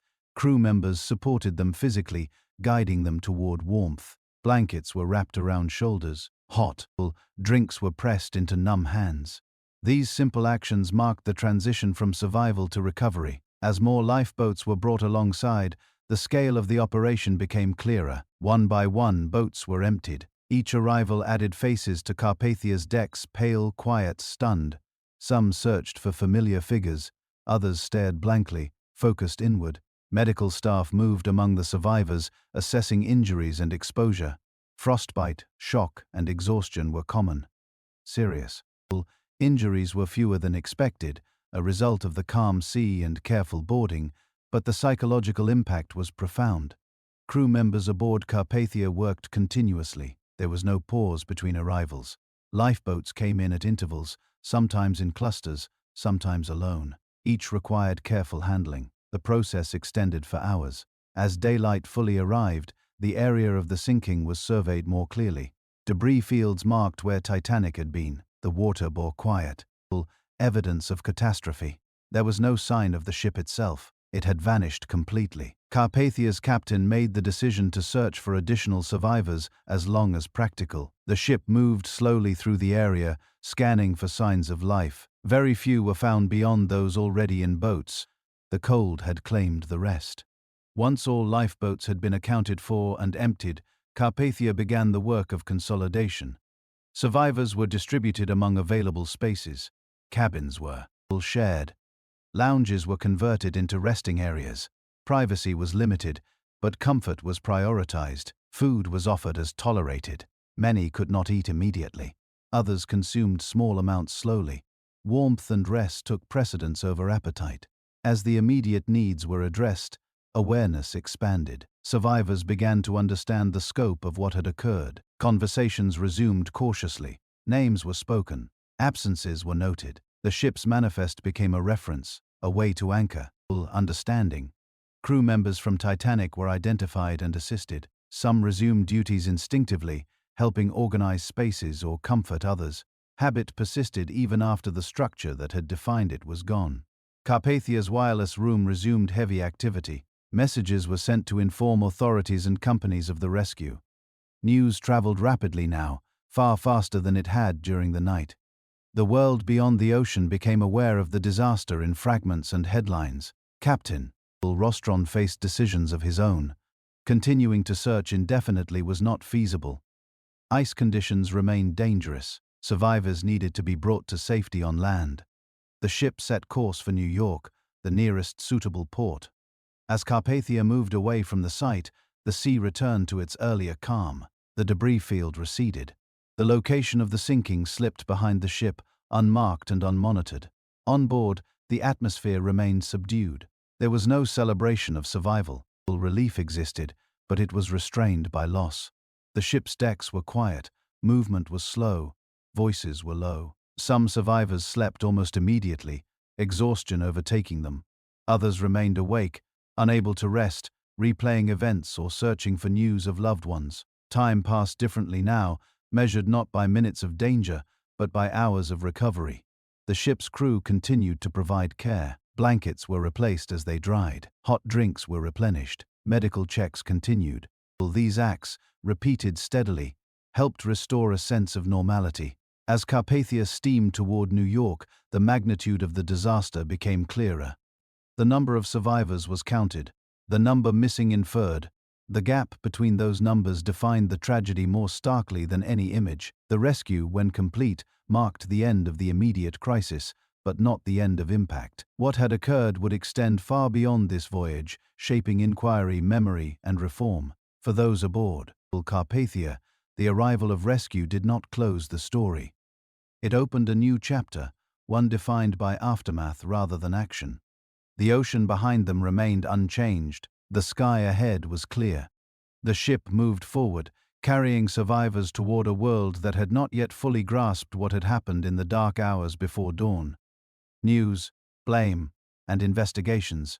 When Carpathia turned toward New York with survivors aboard, the disaster entered a new phase, one governed not by water and cold, but by information, interpretation, and accountability. What had happened in darkness and isolation now moved into public view, where meaning would be assigned through headlines, testimony, and institutional response. The transition from event to explanation was neither smooth nor unified. It unfolded unevenly, shaped by incomplete knowledge, shock, and the urgency to understand how a modern ship had been lost. Wireless messages sent from Carpathia began to reach shore well before the ship arrived. Early reports were fragmented and sometimes contradictory. Numbers of survivors varied. Details were sparse. The scale of loss was unclear. What was certain was that Titanic was gone. News agencies rushed to publish what they could. Initial headlines in some places mistakenly reported that Titanic had been damaged but remained afloat with passengers transferred safely. These errors reflected both the novelty of wireless reporting and the desire to reassure rather than alarm. Corrections followed, as more reliable information emerged. By the time Carpathia approached New York, public understanding had shifted decisively. The loss of Titanic was no longer in doubt. Attention turned immediately to causes and responsibility. The question was not only what had happened, but how it could have happened at all. Crowds gathered at the docks, waiting through rain and cold. Families searched for names. Reporters prepared questions. Officials coordinated arrivals. When Carpathia finally docked, survivors disembarked quietly. Many wrapped in borrowed clothing, their expressions marked by exhaustion rather than drama. The arrival did not feel triumphant. It felt heavy. Survivors moved through crowds and cameras with limited awareness. Some were escorted by crew. Others found their own way. The ship itself became a temporary refuge, shielding those aboard from immediate scrutiny. Within days, official inquiries began. In the United States, a Senate investigation convened rapidly. In Britain, a formal inquiry followed. These proceedings sought to reconstruct events, determine responsibility, and recommend changes. Their scope was broad, but their methods differed. The American inquiry moved quickly and publicly. Survivors, officers, and experts were called to testify. Proceedings were reported in detail by newspapers. The tone was urgent and sometimes accusatory. Senators asked pointed questions, seeking clarity and at times blame. The British inquiry proceeded more slowly and formally. It emphasized maritime practice and regulatory standards. Witnesses were examined methodically. The tone was restrained, reflecting a preference for measured analysis over confrontation. Testimony revealed the complexity of the disaster. Accounts varied. Memory proved unreliable under stress. Survivors described different experiences from different locations on the ship. Officers' interpretations of orders diverged. Timelines did not always align. The question of speed became central. Why had Titanic maintained her pace in an area known to contain ice? Officers explained that speed was considered normal in clear conditions, even with ICE reports. Slowing down without visible danger was not standard practice. This explanation aligned with prevailing norms. Though it conflicted with public expectation after the fact, the handling of ICE warnings drew scrutiny. Messages had been received, some had not reached the bridge promptly. The lack of a centralized system for prioritizing navigational warnings became apparent. Wireless technology had advanced faster than procedures governing its use. The role of the nearby ship Californian became a focal point. Testimony examined why she had not responded to distress signals or investigated rockets seen in the distance. Explanations involved misunderstandings, assumptions, and the absence of a wireless operator on duty overnight. The episode highlighted gaps in protocol rather than deliberate neglect. Lifeboat capacity and usage were examined closely. Regulations had required a certain number of boats based on tonnage, not passenger count. Titanic had met and even exceeded these requirements. That fact did not satisfy public reaction. The visible mismatch between capacity and need demanded change. The loading of boats, many of them launched partially filled, raised questions about training and procedure. Witnesses explained hesitation, reluctance to board, and uncertainty about orders. The absence of regular lifeboat drills and clear evacuation plans emerged as significant factors. Design choices were analyzed. Watertight compartments had functioned as designed, yet they had not been sufficient. The height of bulkheads and the ship's inability to survive flooding across multiple compartments became points of technical discussion. The ship was not poorly built, but it had been built according to assumptions that proved incomplete. Responsibility proved difficult to assign cleanly. No single decision caused the sinking. No single individual controlled all outcomes. The disaster resulted from the convergence of design limits, operational practice, environmental conditions, and human judgment. Public reaction, however, often sought simpler explanations. Newspapers highlighted individuals, sometimes unfairly. Figures such as the ship's owner, officers, and crew were scrutinized intensely. Narratives of heroism and failure emerged, shaped as much by storytelling needs as by evidence. Survivors faced this scrutiny unevenly. Some were sought out repeatedly by reporters, others withdrew entirely. Accounts were retold, sometimes altered by repetition and pressure. Memory became both evidence and burden. The inquiries produced recommendations rather than verdicts. These recommendations addressed multiple areas: lifeboat capacity, wireless operation, ice patrols, ship design, and crew training. The emphasis was on preventing recurrence rather than assigning punishment. One of the most significant outcomes was the establishment of continuous wireless watch on ships at sea. The idea that distress calls could go unheard due to staffing practices became unacceptable. Communication would henceforth be treated as essential, not auxiliary. Lifeboat regulations were revised to require capacity for all aboard. This change was direct and lasting. Ships would no longer rely on assumptions of transfer or partial evacuation. Equipment would match potential need. The creation of an international ice patrol addressed the environmental component. Monitoring ice conditions and relaying information systematically reduced reliance on individual reports and judgment. The ocean would remain dangerous, but knowledge would be shared more effectively. Ship design standards evolved as well. Bulkhead heights, hull construction, and compartmentalization were reconsidered. The goal was not invulnerability, but resilience beyond previously imagined scenarios. These reforms did not occur instantly, but Titanic accelerated them dramatically. What had been acceptable before the disaster became indefensible after it. The loss reshaped standards through the force of example.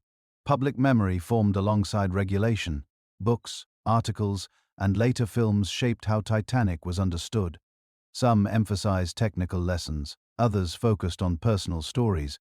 The event became a reference point invoked whenever progress appeared to have limits. For maritime professionals, the disaster altered assumptions. Experience remained valuable, but it would be tempered by systems designed to account for rare but catastrophic failure. Confidence would be recalibrated. For survivors, the investigations represented both closure and continuation. Testifying required revisiting the night in detail. Some found this process grounding, others found it exhausting. Life after Titanic diverged widely depending on circumstance and temperament. The ship itself remained on the ocean floor, unseen and unreachable at the time. Its absence became symbolic. The focus shifted to what remained above water policy, memory, and change. As inquiries concluded, official attention moved on, but the impact persisted. Titanic entered public consciousness not simply as a disaster but as a lesson. The narrative emphasized that modern systems, however advanced, remained subject to oversight and humility. The investigations did not answer every question. Some details remained contested. Some decisions could not be reconstructed fully, but the broad outline was clear. The disaster was systemic, not singular. In this recognition lay the most lasting change. Titanic was no longer viewed as an isolated tragedy, but as a warning embedded in the history of progress. Its loss forced institutions to examine assumptions that had previously gone unchallenged. As the news cycle faded and reforms took hold, the story entered a quieter phase. It would resurface repeatedly in different forms, but its immediate work forcing accountability and reform had been done. The ocean reclaimed its silence. The world adjusted, and Titanic, now transformed from ship to symbol, settled into history after all, and the new sea. When the inquiries concluded and the headlines faded, Titanic did not disappear from the world. She changed form. The ship that had once been a physical presence measured in steel, tonnage, and schedule became something less tangible, but more persistent. She entered lives, institutions, and habits, shaping decisions long after the wreck itself settled into stillness on the ocean floor. For survivors, the transition back into ordinary life was uneven and often slow. Rescue did not restore normality. It marked the beginning of adjustment to absence, memory, and altered expectation. Some returned to families intact, but changed. Others returned alone. Many carried the weight of survival in ways that were not immediately visible. Physical recovery was often the simplest part. Cold exposure left lingering effects for some, but most survivors regained bodily strength in time. The more complex recovery was psychological. Sleep came unevenly. Sudden sounds or darkness recalled the night at sea. The memory of waiting, whether in a boat or on deck, lingered without clear resolution. Survivors were asked repeatedly to recount their experiences. Journalists, officials, and later historians sought detail. For some, telling the story offered structure, a way to process what had occurred. For others, repetition drained meaning and increased fatigue. Memory became something both personal and public. Lives diverged. Some survivors avoided speaking of Titanic entirely, focusing on rebuilding routines. Others became defined by the experience, their identities tied permanently to survival. There was no uniform path forward. Each person carried the night differently. Crew members faced their own adjustments. Many returned to sea, others did not. Maritime confidence had been altered, not erased, but recalibrated. Officers who continued sailing did so under new rules, new expectations, and new awareness of risk. The shipping industry absorbed Titanic's lessons methodically. Changes that had been recommended during inquiries were implemented gradually, but firmly. Lifeboat capacity became non-negotiable. Continuous wireless watch became standard. Emergency drills became routine rather than theoretical. The ocean itself did not change. Ice continued to drift south each spring. Storms continued to form without regard for schedules. What changed was how humans approached that reality. The sea was no longer treated as fully mastered by size and speed. Caution regained institutional weight. International cooperation increased. Safety at sea became a shared responsibility rather than a competitive disadvantage. The idea that one ship's practices could affect many others gained traction. Titanic's loss helped formalize that understanding. Navigation culture shifted, subtly. Experience remained respected, but it was no longer sufficient on its own. Procedures were written with edge cases in mind. Rare scenarios were no longer dismissed as implausible simply because they had not yet occurred. Design philosophy evolved. Engineers began accounting for compound failures rather than isolated ones. Systems were assessed not only for how they worked individually, but for how they interacted under stress. Titanic demonstrated that reliability in parts did not guarantee resilience in whole. Public memory shaped these changes indirectly. Titanic captured attention in a way few maritime disasters had before. The scale of loss, the contrast between expectation and outcome, and the symbolic timing on the eve of a world soon to be reshaped by war gave the event lasting resonance. Books, articles, and later investigations revisited the sinking repeatedly. Each generation found different meaning in it. Early accounts emphasized heroism and technical failure. Later interpretations focused on systems, class, and institutional assumption. The story adapted without losing its core facts. The wreck itself remained inaccessible for decades. Its location was known approximately, but not precisely. This absence allowed imagination to fill gaps. Titanic existed more in narrative than in artifact, reinforcing her symbolic role. When the wreck was eventually located, it did not resolve debate. Instead, it added detailed confirmation of some theories, complication of others. The ship on the seabed appeared both familiar and altered, broken yet recognizable. The discovery did not close the story. It extended it for the families of those who did not survive. Titanic remained unfinished business. Loss without remains leaves questions unresolved. Memorials and anniversaries provided structure for remembrance but not closure. Over time, Titanic's name became shorthand. It represented overconfidence, technological optimism, and the limits of control. These associations were not inherent in the ship herself. They were layered onto her through interpretation and repetition. In maritime training, Titanic became a case study rather than a cautionary tale alone. Inquiries emphasized not moral failure, but systemic vulnerability. This framing allowed lessons to be applied broadly rather than defensively. The ocean lanes grew busier. Ships grew larger still, yet Titanic remained relevant. Each new advance carried implicit reference to her loss. Progress now included memory. The concept of safety evolved from compliance to anticipation. Titanic had complied with regulations of her time. That was no longer sufficient. Standards began to assume that compliance must be revisited continuously, not accepted as final. For historians, Titanic offered a rare convergence of documentation, testimony, and consequence. Few events produced such extensive records combined with such visible change. This made the sinking a benchmark against which later disasters would be measured. Public interest never vanished. Anniversaries renewed attention. New interpretations emerged. The story resisted exhaustion. Its endurance suggested that Titanic addressed questions larger than the ship herself. Questions about how societies judge risk, trust systems, and respond to loss. In quiet moments, survivors who lived long lives carried Titanic privately. The night receded into memory, but it never fully left. It surfaced unexpectedly, shaped by time, but not erased by it. As decades passed, the North Atlantic continued its rhythms. Ships crossed safely. Ice patrols monitored bergs. Wireless became satellite communication. The sea remained dangerous, but less unknowable. Titanic's legacy lay not in preventing all disaster, but in reducing preventable loss. That distinction mattered. Safety did not become absolute. It became intentional. The ship herself rested far below, beyond light and sound. Her presence on the ocean floor did not threaten navigation or demand attention. It simply remained, a record written in steel rather than ink. What changed above was understanding. Titanic forced acknowledgement that systems must be designed not only for success, but for failure. That recognition extended beyond ships, influencing thinking in engineering, governance, and risk management more broadly. In this way, Titanic's afterlife unfolded quietly. There was no final lesson neatly stated, no single conclusion universally accepted. Instead, there was adjustment, incremental, institutional, and enduring. The sea did not become safer because Titanic sank. It became safer because people changed how they approached it afterward. And that change, slow and imperfect as it was, became the most lasting consequence of a night when certainty gave way to reality.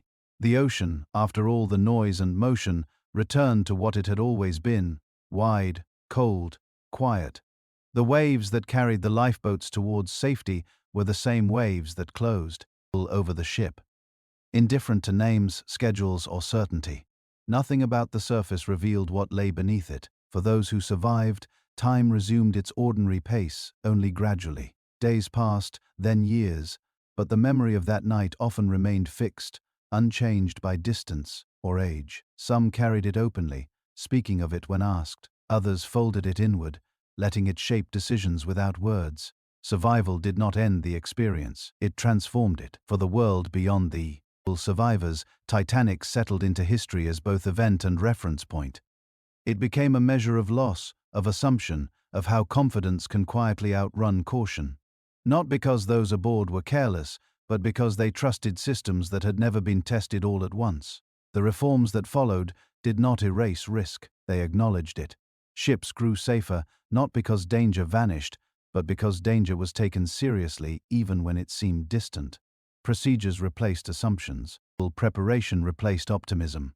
The sea remained unchanged, but human behavior around it evolved, and slowly, very slowly, the story became less about the ship and more about what followed: how people respond after certainty breaks, how systems adapt, and how memory persists without demanding attention. Tonight's journey does not end with a warning or a lesson spoken aloud. It ends with quiet understanding, the understanding that progress is real but never final, that confidence is useful but incomplete, and that calm, careful attention often matters most when nothing seems wrong. So now, as the night settles again around you, there is nothing left to do. The ocean has gone quiet. The lights are out. The waiting is over.